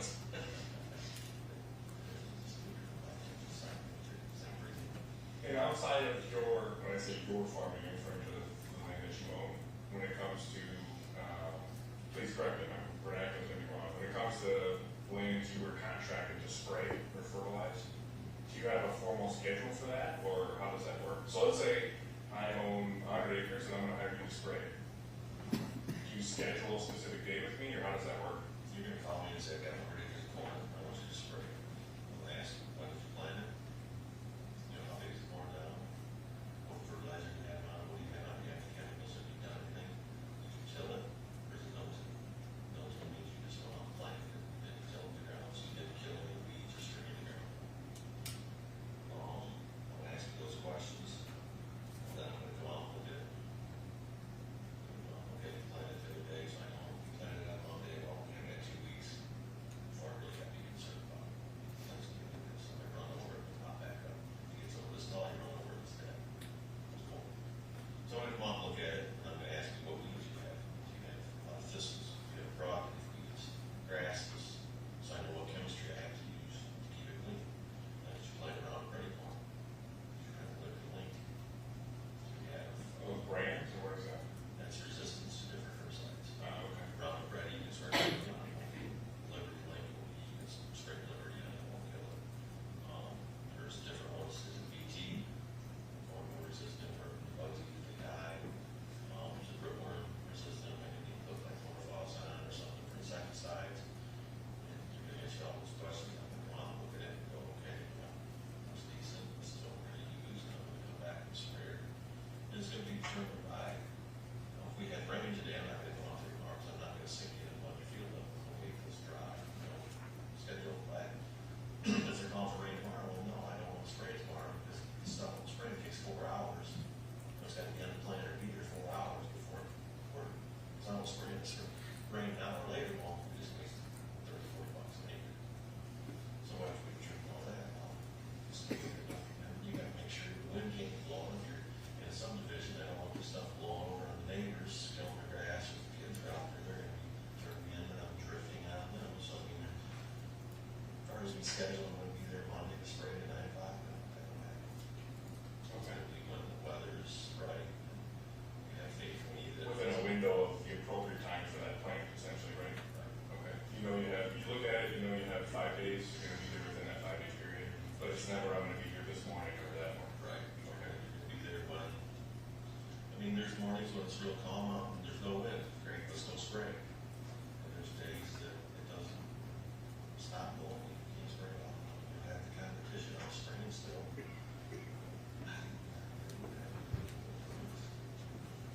And is what you just described as far as your schedule and things, is that Dale or the kind of the generic farmer? Say, is it kind of everyone operate that way, or is that just Everyone your should, but everyone don't. I mean, as far as scheduling, is that? Well, if you go to the trends of the world, they're gonna schedule, we're gonna be at your farm on Monday, you don't know what time, they're gonna be there Monday, they're gonna be Tuesday. And what they're gonna do for good long, they're gonna go to drift agent and tank, it's gonna cost you about $10 an acre. Or they're gonna tweak, there's different chemistries you can do. We're gonna put on more gallons, so we're gonna have more volumes, so we're gonna blow it. Or we're gonna put on the last week of more acres, because you've got 100 acres, we can only carry 80 acres in a tank, so we can cut back, so put 50 gallons on, we're gonna put 10, so we can get more jobs, so we'll put less product on, so my actually poor control. So I mean, there's a lot of things you can change, so they can make the schedule. They got young guys in it that don't have the experience, they're just gonna fuck around. Okay. So they don't care if they get fined from the MTA comes out and spray the wind, because they find the operator, not the company. So you lose your license, Oh, you're really? really somewhere else to put there. Okay. So the company might get some fine, or no, but it goes on, you have to make the determination of doing the job. That's just like driving a car. When you get in there, you're responsible for it. It's all you do something, you're responsible for it. Okay. That doesn't make the difference. That's like in the morning, I try to get up early because that's when the wind isn't blowing. So I mean, the day he left, for example, that was a calm day. It was scrambling like hell to get out there because I had a full day and I had to go. And I knew the wind was going to pick up. So I had to get this done. So I got to go. He's like, sit there. Okay. And as far as chemicals go, for you owning and selling chemicals, is there a state license for that? Can you tell me about that? Get your license from the state. Okay. Is that covered by Laura or somebody else? I think Florida and NBA. Okay. And what sort of chemicals do you have on hand at the farm? Oh, I couldn't tell you for sure without looking at it, but I usually found the battery. Normal herbicides. Okay. Anything else? Insecticides. What do you mean on the I don't know. It's another farm. What was something you just tell me this You're stuff? gonna have Roundup, Okay. you're gonna have atrazine or metallichlor, which is a chemical you put down, it stays there for 30 days. Mm. You're gonna have some kind of insecticide, don't kill the bugs. You're gonna have some surfactants to make it stick to the plant so it won't hit. Ammonium sulfate, which is dry, it softens the water to make it slipperier so the chemicals work better. Okay. As far as, you're not gonna have a lot of stuff sitting there, like, I mean, this is the time of year that we can take an order, so we get a lot of stuff in the spring, so you have it there. But, like now, there's hardly anything in the barn, because you don't carry inventory, you need money. Right. You don't want to buy something you didn't. Right. Right. Okay. Okay. Do you have more question on that? I don't know. I'm looking at the weekend. No, that's Okay. Tell us, what do you remember, and I'm referring to the weekend the weekend of April 24th and 25th, right, that weekend. So tell us what you remember from Saturday. Saturday, I think, is the day that he called me all upset that she was done. When we put tile the night before, I was going by her and she brought me to the field. It was when Friday night it was. She brought me to the field, we all were the tile, we talked about what we were doing the next morning. We were trying to finish that field tile with cartridges. She was gonna take Angel into the game. She wanted me to know if I was gonna go. I said, no, I gotta get this done. So I was there with the tile, and she came to the game. And that's what she called us, said, we're done. I was confused, and she didn't talk to me the rest of the day. I think that day, Saturday, that's the day I went down. Gary's burger, big truck, went back and said, brought the truck back home. I think I was spraying or some kind of fertilizer wells, going over time to check the cattle.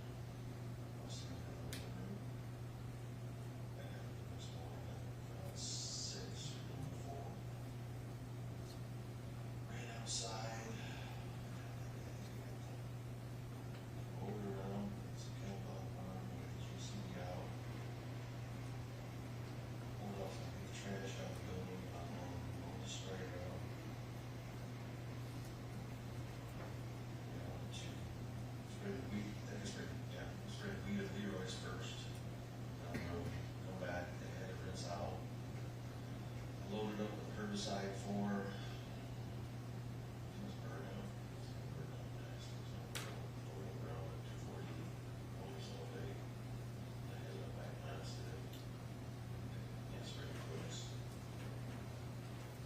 Brooks, I went to Brooklyn, John Townsend. I think that's what Stephanie called.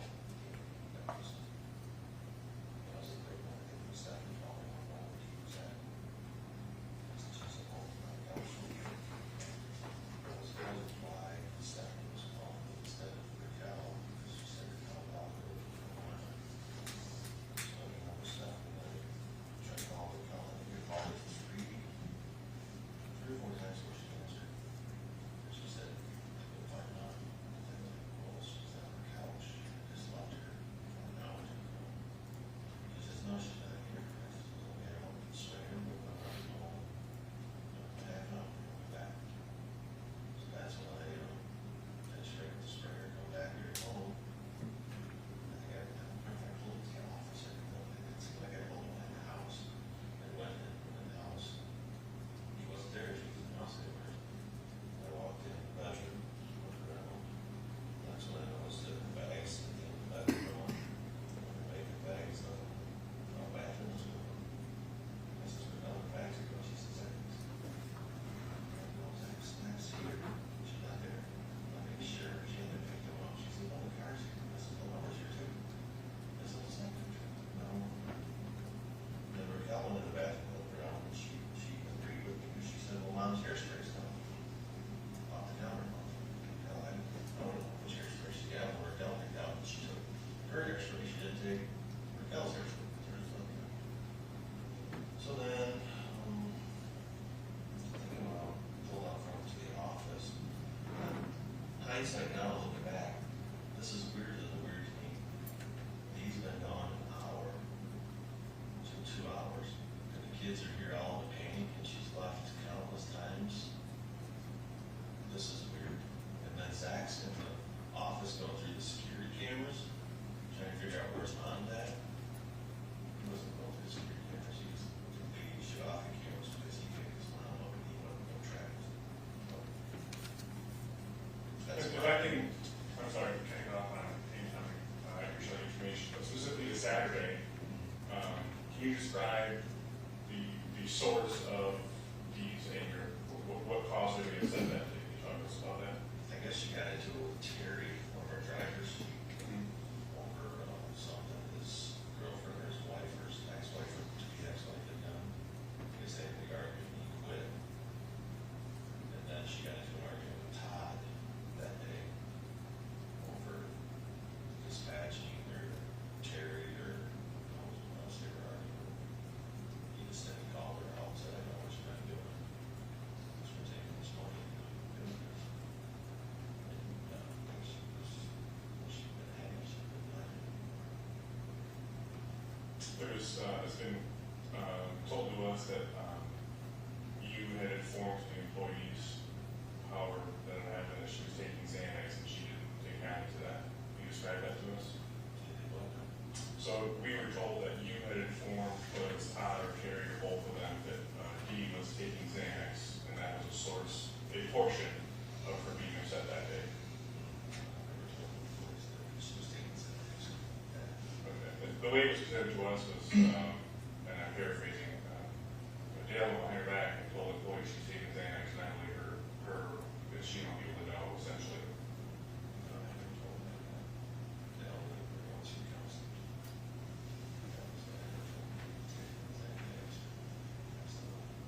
Okay. So outside of the phone call you had with her at the soccer game, can you go back to that? What happened from that? I didn't talk to her unless she was going to try to call her several times. She wouldn't answer her phone. I was finished, so. I don't know if we finished with tile, and I can't remember if I went to the sprayer and spray more. But I know I had to take Todd down to, I was there, I took Todd down there, spray one of the trucks and bring back home. And I asked Todd, I'm waiting. He said, yeah, he got into it, but he didn't say much. I called her out to quit today.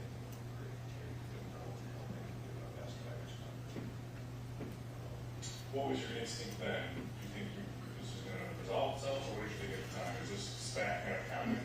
I figured, you know, I'm gonna have to go out and talk to Terry, go back Monday, this and all, you know. Okay. I mean, I'm gonna go in the house tonight, you know, thinking this, I'm gonna go in the house tonight, I'm gonna get, I asked you for something that I didn't, I know nothing that went down, I'm gonna get chewed out because I didn't stick up for her with the Terry argument.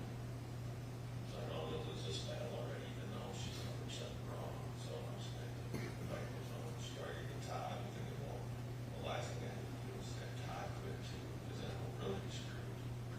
So I'm thinking, yeah, she's gonna argue screaming out at me tomorrow, I'm gonna have to go talk to Terry, when we come back to work, same time, it's gonna be on all week tomorrow, that's Saturday, so Monday. I have to talk to him, go back, get it figured out, you know, we should be gone for a couple of days, and she'll be back. And at that time, you do on Saturday, with how upset she was over this argument with her employees, essentially, Terry, what do you think her mindset was like?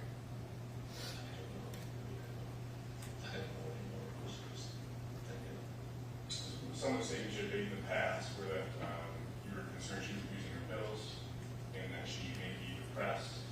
Is that accurate? yeah, she was depressed, I think she was, most was upset, depressed, that she didn't know what she was going to do, because, you know, her best friend quit, Todd's brother quit, so I don't know what the hell's going to happen with the trucking company, she can't do it. That's why she was saying, we're done, nothing else to do that, they're going to, a lot of this shit was going on. I'm still, I think, former getting crops in, because, you know, they're going to go in. Because it was a busy time of year in general. This is time of year. Okay. April 25th is when on a calendar, pretty much every year, I start planning corn on April 25th. Okay. Barring weather or whatever. Yeah. This is the day I start. Before this is too early. This is the day you start. Okay. And she come home on Saturday, and what happens then? On Saturday, I said she's in the house. And I call my son, he's still spraying fertilizer. So I go in the house and see, and she said, she's questioning me about, I asked her what's going on with Angelina. She says Angelina's going to the rest house, and I'm like, why? It's like 8 o'clock at night, why is she going there? Because Amy called, she's over, okay, I gotta go tell her to do chores, check the cat, I see Angelina. No, Amy's going to do it. Okay. So I go over, times, check the cat, talk to them, they don't like this, and they hire someone over there. Come back from the house, and it's like I had Amy at the door, she was coming. I can't remember if Amy was there when I left or when I came back. But Amy was there, she didn't say nothing, she's actually left in the house. Tried talking to Dee, and she's all upset. I says, okay, I said, I won't talk about it. She says, well, I told him this. Terry quit. Yeah, I heard Terry quit. Todd's upset with me. I said, what are you going to do? What are you going to do? I said, I'm going to take care of more of the kids. What do you want to do? First she tried screaming, starting to say, fuck, that's, I tried to sit down, talking to her, and then she got this, she says, you're using this comes from shit out of me. And I'm just trying not to say things, because it make it worse. And,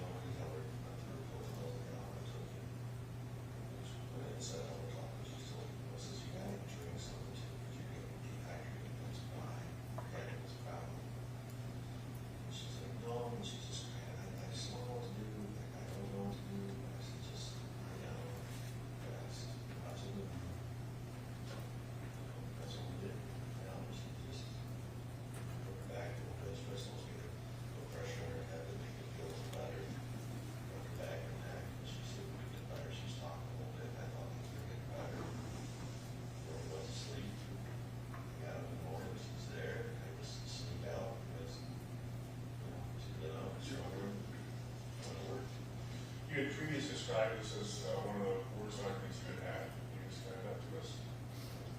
It was one of the worst arguments that we've had in a way that she's never said we're all done. I was confused with what she's talking about. Mm-hmm. And then after I get into it more, we're all done. A year and a half later, she knew she couldn't come to the line anymore. The money that she took, the stuff they done with the big stuff, and that was all we found. Yeah. She came right in. You had previously stated that you gave her some medicine. You know, I never gave her medicine. Okay. Any idea why you might have said that then? Yeah, I don't remember possibly. She always had her medicine. Okay. No, might have been mistaken about a different day or something? Maybe I went to take medicine on Florida pharmacy. Okay, that specific day or another time? I never tried it another time. I didn't for that day. Okay. So I want to be clear, you did not physically give her any medicine? The medicine she took, she obtained herself from wherever? Yeah. Okay. And you only saw her take, you saw her take I one didn't see pill? what or- she took. Okay. The living room's here, the medicine she's got in the counter, she went over to the guy and she went downstairs. You're referring to the counter with the wood over it, kind of a dining room table? The bar is off to, you know, take the wine right in. That, okay. Yeah, Oh, that's okay. like that cover. You and I stood there together on the phone over there? Okay. Yeah, that cover right there's where she got over the medicine. Her medicine was there, the rest of the medicine, like for aspirins and normal household stuff, was all over in the kitchen. Okay. Yeah, where she kept all hers separate over there, so. But I was over by the kitchen part, get, you know, the food warmed up, and she told me to get a pill or whatever, she went over there, got something out of the cupboard, took it, come back and sit down, and she ate. Okay. And then what time do you and her fall asleep? I was thinking it was about 12 o'clock, probably. I was thinking it was later, but it was about 12 o'clock. Okay. Can you describe that? Just, you know, asleep. Where? Sorry. In the living room. You, both of you? Yeah. Okay. Specifically where on the, On the floor. okay. Is that common? Yeah. Okay. How often do you sleep on the living room floor? About every day. Oh, really? Okay. Why is that? We always did in our old house, we always just like throw the TV and watch TV and like on the floor, so. Okay. And you slept there all night, each of you? Yeah. Okay. And then what time did you wake up? It was about 6 o'clock. And what's a normal morning for you? What do you, in great detail as you can talk, what do you do when you wake up? I get up, I'll get my clothes on, usually brush my teeth, grab my watch, my phone, get dressed, and then take my blood pressure pill, take my pill every morning, and I head off, Okay. Now that is in general, or that's what happened next Sunday morning? I should know what happened that day. Just go back in the morning, get up. And how long does that process take you? 10, 15, that morning, I think I had to go downstairs because that's where usually nice, but the transplants, we did it all, you seen the transplants downstairs? Yeah. What's a transplant? Sorry. We started vegetables. Ah, yeah. Trays, you know, so Okay. it's trays downstairs, and I think the day before, actually, and I just put receipts, and I think I went down that morning, I had to water. So I went right downstairs, put water in the transplants, I went downstairs twice. Team water down, water the transplants, and all that kind of stuff, put those on. I went, Okay. So I'm gonna start you really slow. So you wake up, you're on the floor, and what's the first thing you do? get up, and walk over, take my blood pressure pill, and start getting my clothes on, because I'm in uniform in the garage. Okay. So I'll get up, I'll go over, get a glass of water, try to do that every morning. First thing I do is take my blood pressure pill, I forget. Get that out, take my pill, go to the garage, pick a few from the off the floor, so I took out the night before on the floor, pick them up. Came out the garage, get my new uniforms out, fit, put them on, get them better, brush my teeth. Go back out, so I can grab my phone, my watch, this is my routine I do every day. Okay. Then, on the counter, if I always make myself notes of what I need to do for the day. I don't have my paper, but on that day, I sure had to know where I was supposed to go spray and what I need to do, so that I didn't forget anything. I don't have separated that corner, so I'm talking about. Back with, going well, back door, got it, the boat, the gate. Usually I make a circle around the back of the farm, and I'll do it as I go out, and I look at the grass, if there's not to do with the grass,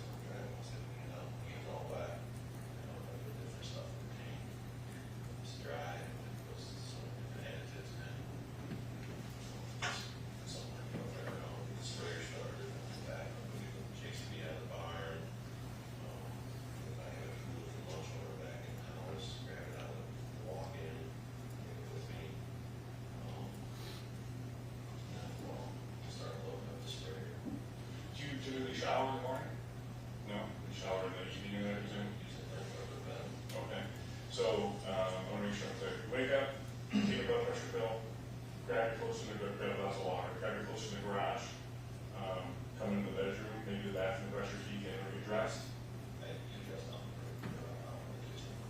Okay, get dressed and we're just in the house, and then you grab your phone or your watch, and then do you eat breakfast in the morning, or you're ready to leave? Okay, so specifically on that Sunday morning, what happens from that? You're dressed, you take your blood pressure pill, you have your phone or your watch, what do you do next?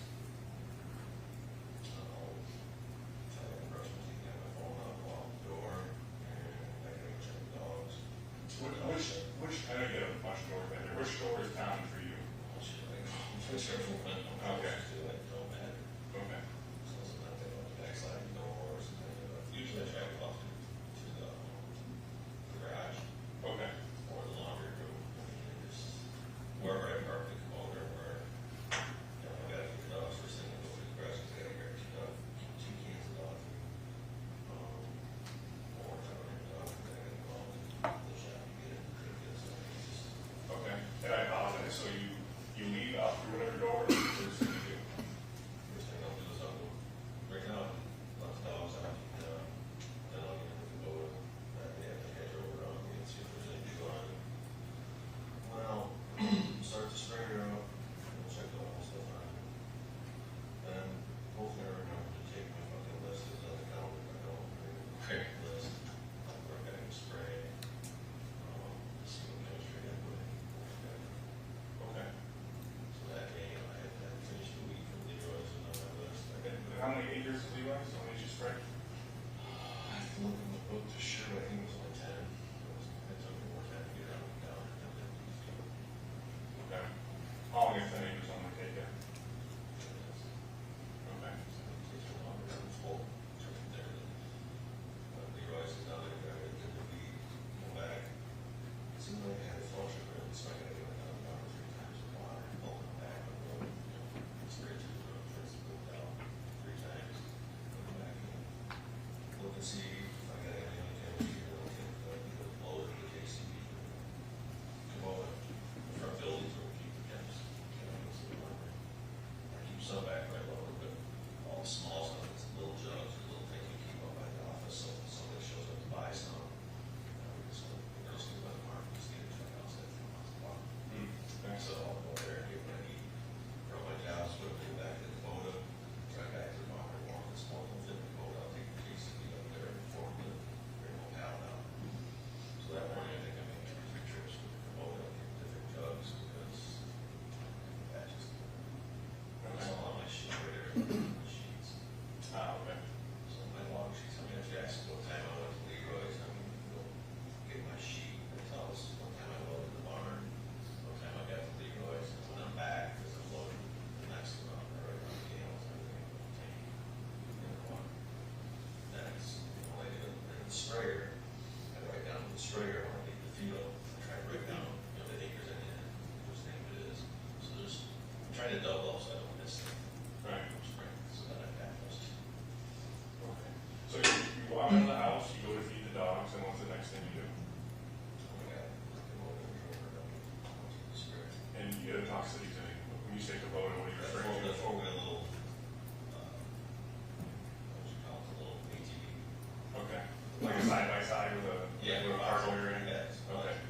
And where does that normally park? It's usually parked out by the dogs, right behind the garage. Okay.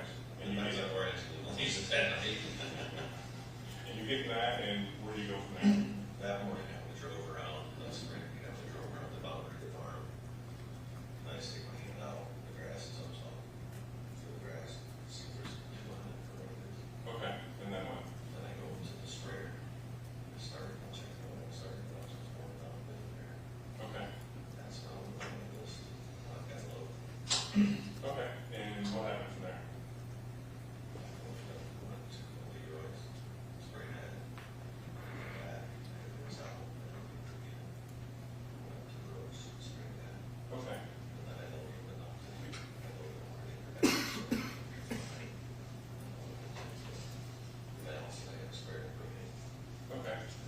And can you describe to us what you do with the JCB that morning?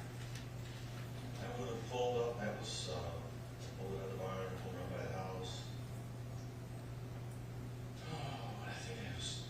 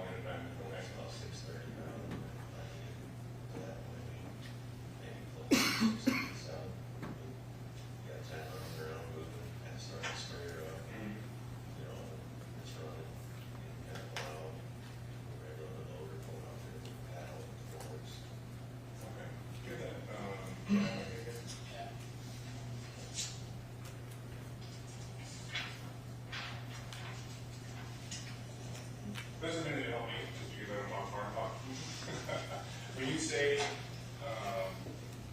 you leave the house, you go and just show me, I think I know, show me where the dogs are. Okay, and then you jump in the Kubota? Okay. I was gonna ask which field you're referring to. Okay. Okay.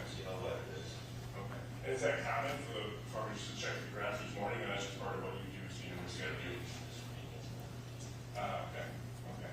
And then where was the sprayer parked? Is that where? Okay. And you started, and you there while you're loading everything else up, you said built up air, is that so, like, wiggle air and spray? Suspension goes up those areas. Which you started, okay. And where was the JCB part? JCB's inside the barn here. Okay. And you said you pulled up to the house, can you show me? Pull out here, pull around this way, pull up over here. Grab what I need in the house, and back down there. Just above the barn. Okay. You want to make some notes on here with you, is that okay? She said this is the Kubota. Yeah. Could you just draw next to the Kubota bus? You got a better pen there, Mark? Might work.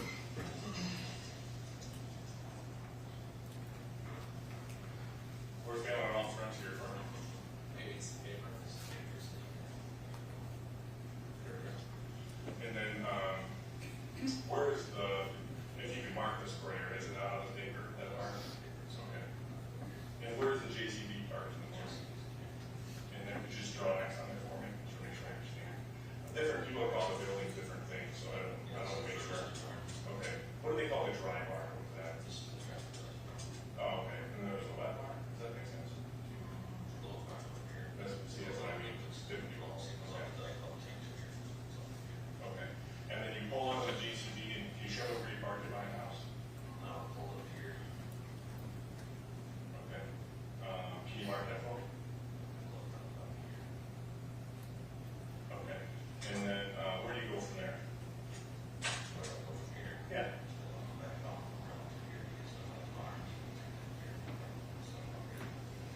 Okay. And then what happens after that? You drive the JCB over there, or you're here in the JCB, and then what happens? Okay.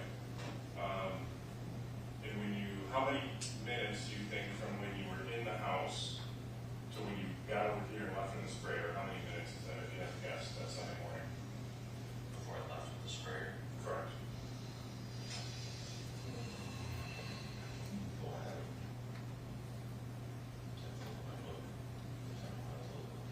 If you have to guess, do you think is this an hour long process? Is this half an hour, 45 minutes? Okay. And And I don't, I'm trying to remember if I had to rinse before I loaded the weed spray out, or if I rinsed. I don't remember, I looked at my book, I actually did have to go ahead and go. now with me now. So, See, because I keep that book in there on the shelf, so if I spray for atrazine, say, with it yesterday, now I'm going out there and I got spray weed, I'll look at that book, I had atrazine in, I'll fucking cannot spray weed with atrazine. I see. So now I'm gonna rinse out, so now I got. Those are the papers that you gave me. Yeah, We were out there one day. yeah. They would have ran on the lumber. That was a good one. Yeah. Do you guys know his nickname is now? Hummer. Oh, really?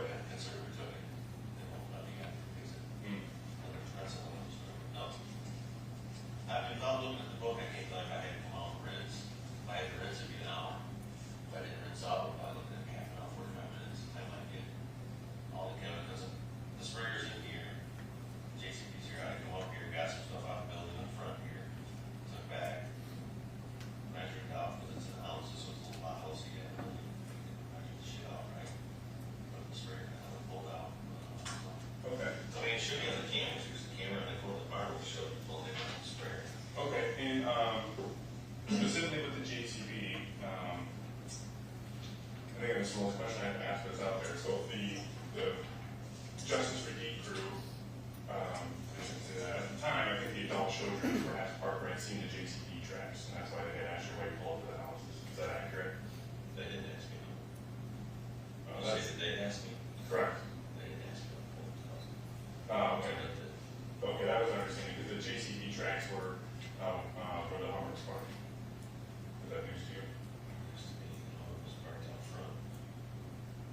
Yeah, so, And then I pulled the hummer back around behind the house later that day, and I pulled it up next to the grass where I was parking. right, so when they had seen the Hummer, you already moved back to the house, and the JCB tracks were underneath it. Oh, right. Okay. And that's from when you pulled up to the house? Yeah. Okay. And the Yeah, JCB? yeah, the JCB I pulled up there, the Hummer was out front, and never leave anything out front, because I wasn't gonna mess with leaving the keys and everything. Yeah, So okay. I jumped the Hummer, pulled back around the house, and I pulled over next to the grass and parked it. In the normal spot, essentially? Well, normal spot's the garage, but we've been parking it outside because I think she had something else in the garage for her caddy, or she parked in the middle of her caddy.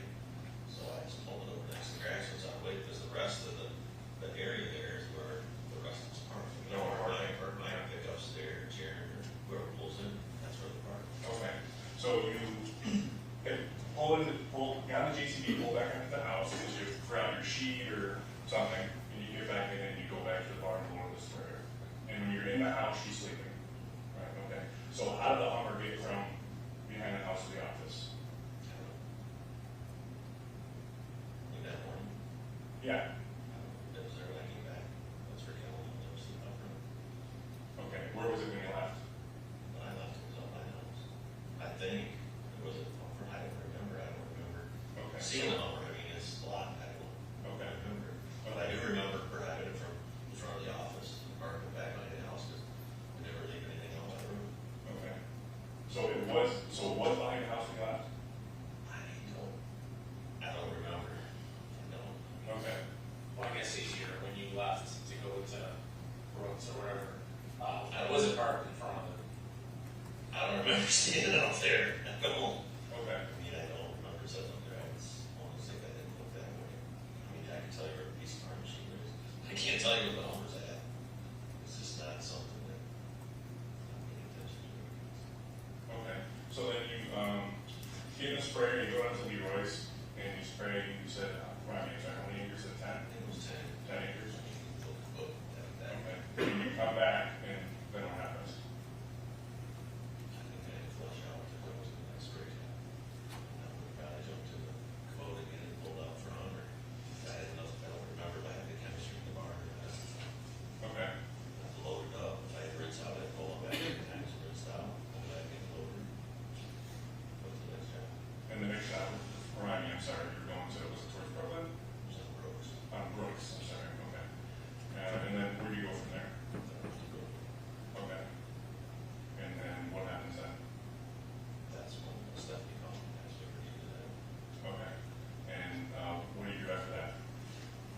I had back to the house, make this ready. Okay. And who's there when you get home? The kids were there. The kids meeting, I'm sorry. So then Zach, Cal. That was it, Zach, Cal, and Dustin. TJ was there. Okay. And you said they're in the office, and what are they doing? They're going through the computers. This security games. Okay. Which And, I was dumbfounded that they even had the codes to get into it. yeah. They did. And when you access the cameras, what were you looking for? I never accessed them, you know, I didn't have the code to get into it. Yeah, when you did access the cameras, what were you looking for? I know it's a silly question, but I was looking to see, you know, what was going on at home, everything. I didn't look at anything other than what Zach was there, because they had me locked out, I couldn't get into it. okay. Well, there's actually no doubt you access the cameras that morning. I'm just asking what you were looking for. It's a silly. We're trying to move the sheriff's department, so we just need you to explain everything as silly as it sounds, you know. They were looking to see if what cars went by, what would pick me up. Okay. And that's what you did when you accessed them. I didn't access them. Zach already had them on the screen. Dale, we promised to be honest with each other. I did look. Just listen. There's absolutely no doubt you access the cameras. If you were just looking for your wife, then just say you're just looking for your wife. I don't I was understand. looking for my wife, but I didn't access the security cameras anymore. You had access to them on your phone, correct? Yes, if it'll work, it would not work. Okay, so when you tried to access the cameras, what were you doing? I was looking to see who was in the office, if he was on the cameras. Okay, so you're just looking for Dee, that's all we're trying to get. Yeah, Sam, looking for me, you know, see where she's at, but I already figured she's at Zach's house, but. Okay. And that's specifically from your phone, that's what you're attempting to do, right? Right. Okay, and is that, I think it's called milestone? Milestone?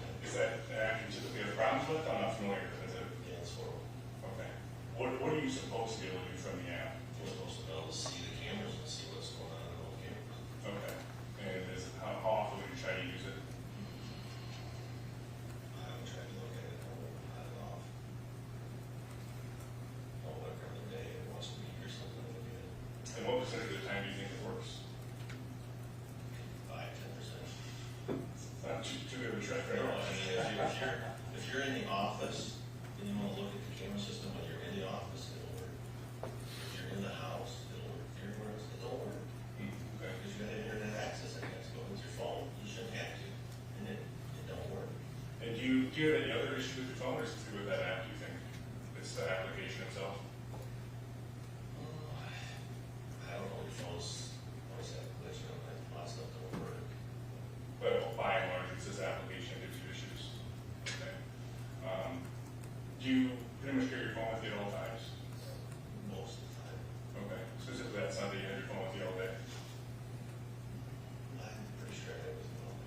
Okay. The only time you know is if you drop it somewhere, you're backtracking, trying to find it. Yeah, you and me both. And that Sunday, do you remember about what time Stephanie called you to ask where he was? I was thinking it was around 9 o'clock, 9:30. Okay. And until that point, as far as you knew, she was at home, right? Okay. It was I think first. I texted her, tell her else running, so that she could know where they. Okay. But until then, things are normal. You don't know any different, right? Essentially. Okay. And then, what were you doing? Okay. Why did you access the Cadillac that morning? What did you go to the Cadillac for in the garage? This is the Cadillac.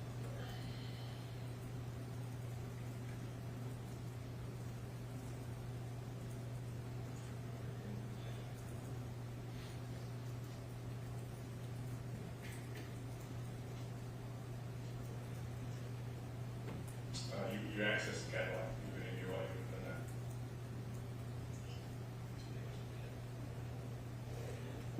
I'm not There's sure. just something in there, I get out of the car.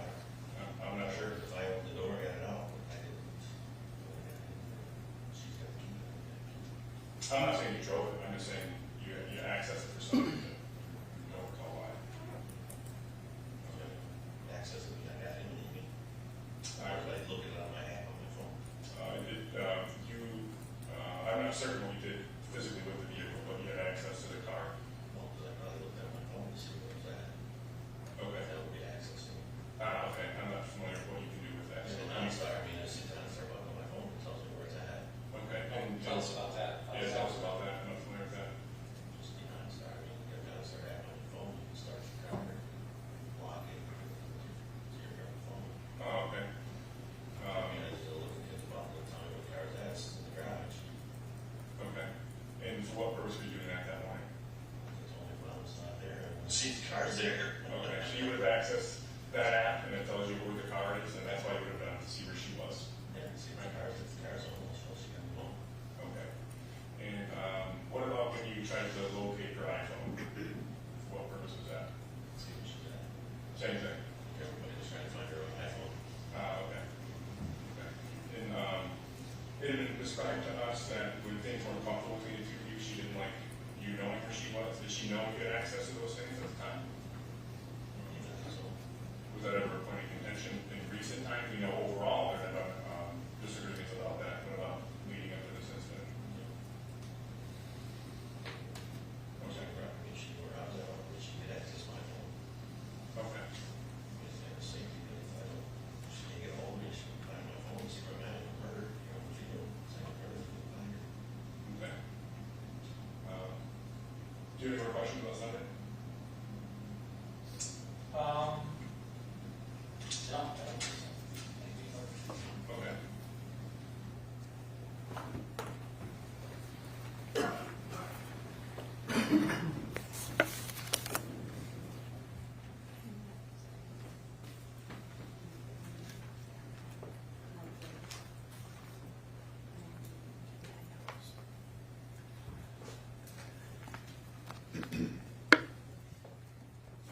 All right, so during the course of that interview, you had the defendant draw on something. What was that?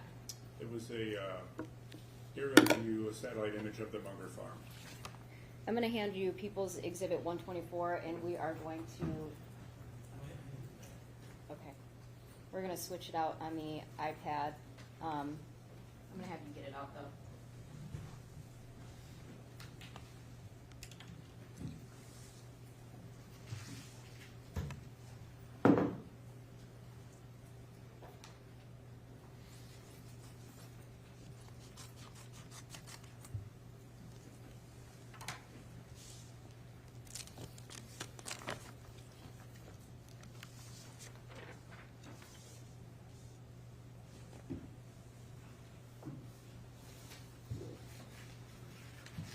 Exhibit 124.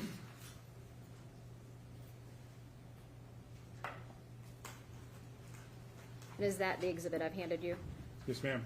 Okay, and what was the point of that exercise?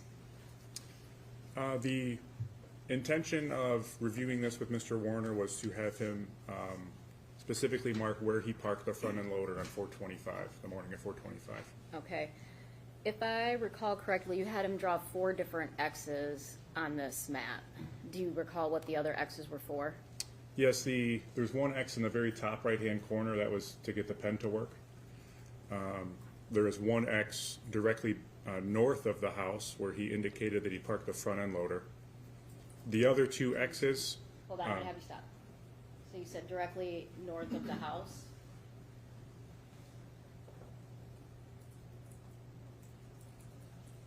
So in the image, you can see a white car Yes. north of the house. There is an X to the right of that. Okay, That is where he indicated that he parked the front end loader. okay. And do you recall what the other 2 X's are? The other 2 X's are, I asked him miscellaneous questions about where he picked up the side-by-side from and where the front end loader was initially parked. Okay. And why are you asking these questions? The other 2 questions, honestly, Had you reviewed some of the stuff, but not all of the discovery in the case or the evidence that had been gathered so far? I had reviewed probably in the high 90% of everything, if not everything in its entirety. Okay, so why do you care where the JCB was parked that morning? It was observed, there were tire tracks observed from the front end loader. And when asked about it, Mr. Warner later explained that he returned to the house in the front end loader. Okay. Where this X is marked and where those tracks were is also where the Hummer is typically parked and where it was parked that day.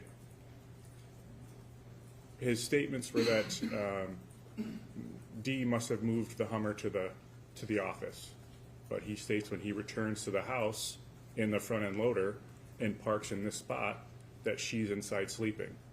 So then it begs the question of these 2 objects cannot be in the same place at the same time, which means the Hummer must have already have been moved when he pulled up to the house. Okay. And you asked about a number, 3 other items. So first you asked about the, I believe the milestone. Yes. What was that? Milestone is the application used to access the surveillance cameras on the Munger property. Okay. And Find My iPhone, what's that? Find My iPhone is an application. If you're granted permission between different Apple products, you can look at their geographic location on a map. And the My Cadillac app, what's that? That is another application offered by General Motors and or OnStar in which you can do a variety of things, including looking up the geographic location of a vehicle. Why are you asking these questions? All of those applications were accessed by Mr. Warner that morning, and they were all done prior to when he states that she realizes she's missing. Prior to when he realizes she's missing? He's very consistent in that the first time he knows that she's missing is when he receives a phone call at approximately 10:30. However, he accessed all of these applications, in his words, to find her well before he knows that she's missing. Okay. So after you do this interview, you kind of continue this investigation for a couple years, correct? Yes, ma'am. All right. And again, we're going to get into the rest of the details of that investigation at a later point in time. I want to focus right now on August 16th of 2024. What happened on that day? On August 16th of 24, I executed a search warrant to look for anhydrous ammonia tanks at a property on Paragon Road. Okay. Were there 2 properties that were searched for anhydrous tanks? Yes, there was also property searched on Carson, just north of Munger, a kitty corner from the Munger property. Okay. I'm going to show you a handful of exhibits, sir. First, Exhibit 90. Do you recognize that? Yes. Okay, where's that location? That is at the barn I searched on Paragon Road. Okay, and was this photograph taken August 16th, 24? Yes. Exhibit 91. What's this? This is at the same location. This photo was also taken on that date. Okay. 92. The same thing, ma'am, on Paragon Road, also taken on that date. Okay. 93. This is outside of that barn, the same location, also taken on that date. Exhibit 94. The same, ma'am. Exhibit 95. The same. Same date and location? Yes, ma'am. Okay. Exhibit 96. Same date and location, ma'am. Okay. Exhibit 97. Same date and location, just outside of the barn. Okay. Exhibit 98. Same date and location inside of that barn. Exhibit 99. Same date and location on the outside of the barn. Okay. Exhibit 100. Okay. What's this? This is inside of a separate portion of the barn, taken on that same date at that same location on Paragon Road. Did you make observations on this tank? Yes, initially it stood out because all of the other tanks were outside and or in the open portion of the barns by one another. However, this tank was by itself in this area. Okay. Did you make any other observations? Yes. On the in this image, what would be the back or the left-hand side of the tank, there was a non-factory weld visible from the outside. Okay. Exhibit 105, I'm going to have you look at that. Is that one of the welds you were just discussing? Yes, this is that back end of the tank. Obviously, this is the top of the picture is the top end of the tank. All right. Exhibit 73. Is this another portion of the weld that you observed? Yes, so this would be the bottom of the tank, and or if you're going from top to bottom, a continuation going downward from the previous photo. Okay. I'm going to show you Exhibit 101. What's this? This was a handwritten note that was wire tied to the valve on top of the tank. Okay. When you say the tank, are you referring to tank 34 that was in Exhibit 100 that you just detailed? The previous photos, yes, ma'am. Okay. And I'm going to hand you Exhibit 102. You still have the scissors? Yes, ma'am. I don't know that we need it open until the jury wants to see it. Okay, what is Exhibit 102? This is that tag that's pictured in this image. Okay, is there a writing on both sides of that tag? Yes. Okay. Exhibit 103. What's this? This is the same tag as the previous image, just depicting the writing on the other side of it. All right. Exhibit 104. This is just an overview of that portion of the tank. You can see that tag on the right-hand side. Okay. And again, all of these photographs were taken on August 16th, 2024? Yes. Okay. After you made those observations, what did you do with that tank? I contacted a tow truck company, and I escorted it to the Ambassador Bridge for an x-ray. I'm going to have you look at Exhibit 106. And is that the image you received from the Ambassador Bridge? That's correct. Again, this was on that same date that you observed the other tanks, 8/16/2024? Yes, ma'am. All right. Based on this x-ray, what did you do next? I escorted the tank to the Michigan State Police Crime Lab in Northville for some preliminary evidence collection. From there, it was escorted to the Monroe Post for secured storage until we could make arrangements to open it the next day. And did you in fact open it the next day? Yes, ma'am. I'm going to have you look at Exhibit 107. What's that? That is that same, actually, that is the opposite end of the tank that I observed the non-factory weld on. We cut basically a window into the tank so we could take some images and gather some, an idea of what was inside of it before we continued cutting it open. Okay. And this was on August 17th, 2024? Yes. All right. What did you observe when you placed that camera inside there? With the light that I'm holding, you can see inside of the tank that there was something wrapped inside of a blue tarp. I'm going to show you Exhibit 108. Is that what you observed in there? Yes, ma'am. Once you made that observation, what did you do? Once we gathered some videos and photos of it, we then continued opening the tank, essentially almost like a cigar cut, removing that end that we made that pilot hole on. Okay. And then what? Once it was open, we were able to remove the object that was wrapped inside of the blue tarp. Okay. And what was the object inside the tarp? It was human remains. What did you do with the human remains? The remains were escorted to the medical examiner's office to have an autopsy performed. Do you know if there were any chemicals inside that tank? Yes. All right. Describe to me if you can estimate an amount of chemicals in there. Laying along the bottom of the tank, there may have been a ½ inch to an inch of what smelled like ammonia. What about the tank? What was done with the tank?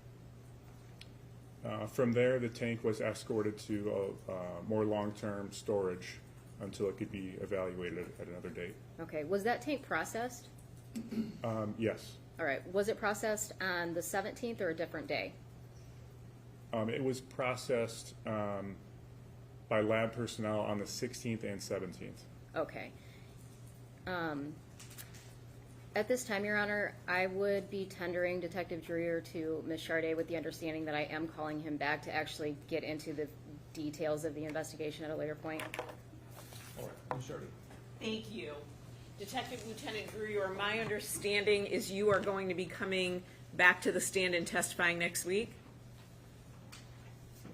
Is that accurate? That's your understanding as well? Okay, I don't know great. the question. Yes, ma'am. Oh, yeah, sure. I should have a question mark at the end. Is it your understanding, having just heard Ms. Wise, that you are going to be testifying next week as well? Yes, ma'am. Okay, I'm going to save my questions for next week. I don't want to bifurcate them. Okay, thank you, sir.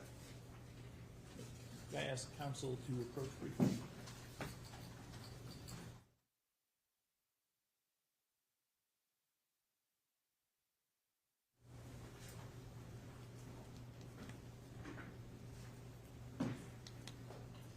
Okay, so I've had a brief discussion with counsel at the bench. It's my understanding that both sides are in agreement with holding off on any questions from the jurors until Detective Dreyer has been back to finish his testimony. Is that accurate? That's correct, Your Honor. That's correct, Your Honor. Okay. All right, Ms. Detective Dreyer, you can step down. Should take these exhibits, Judge. You can take those with you, yes. All right, so at this point, we will take a recess. I think there's some technology we need to set up in the courtroom for the next witness, so we will do that, and we'll bring the jury back in when we're ready to proceed.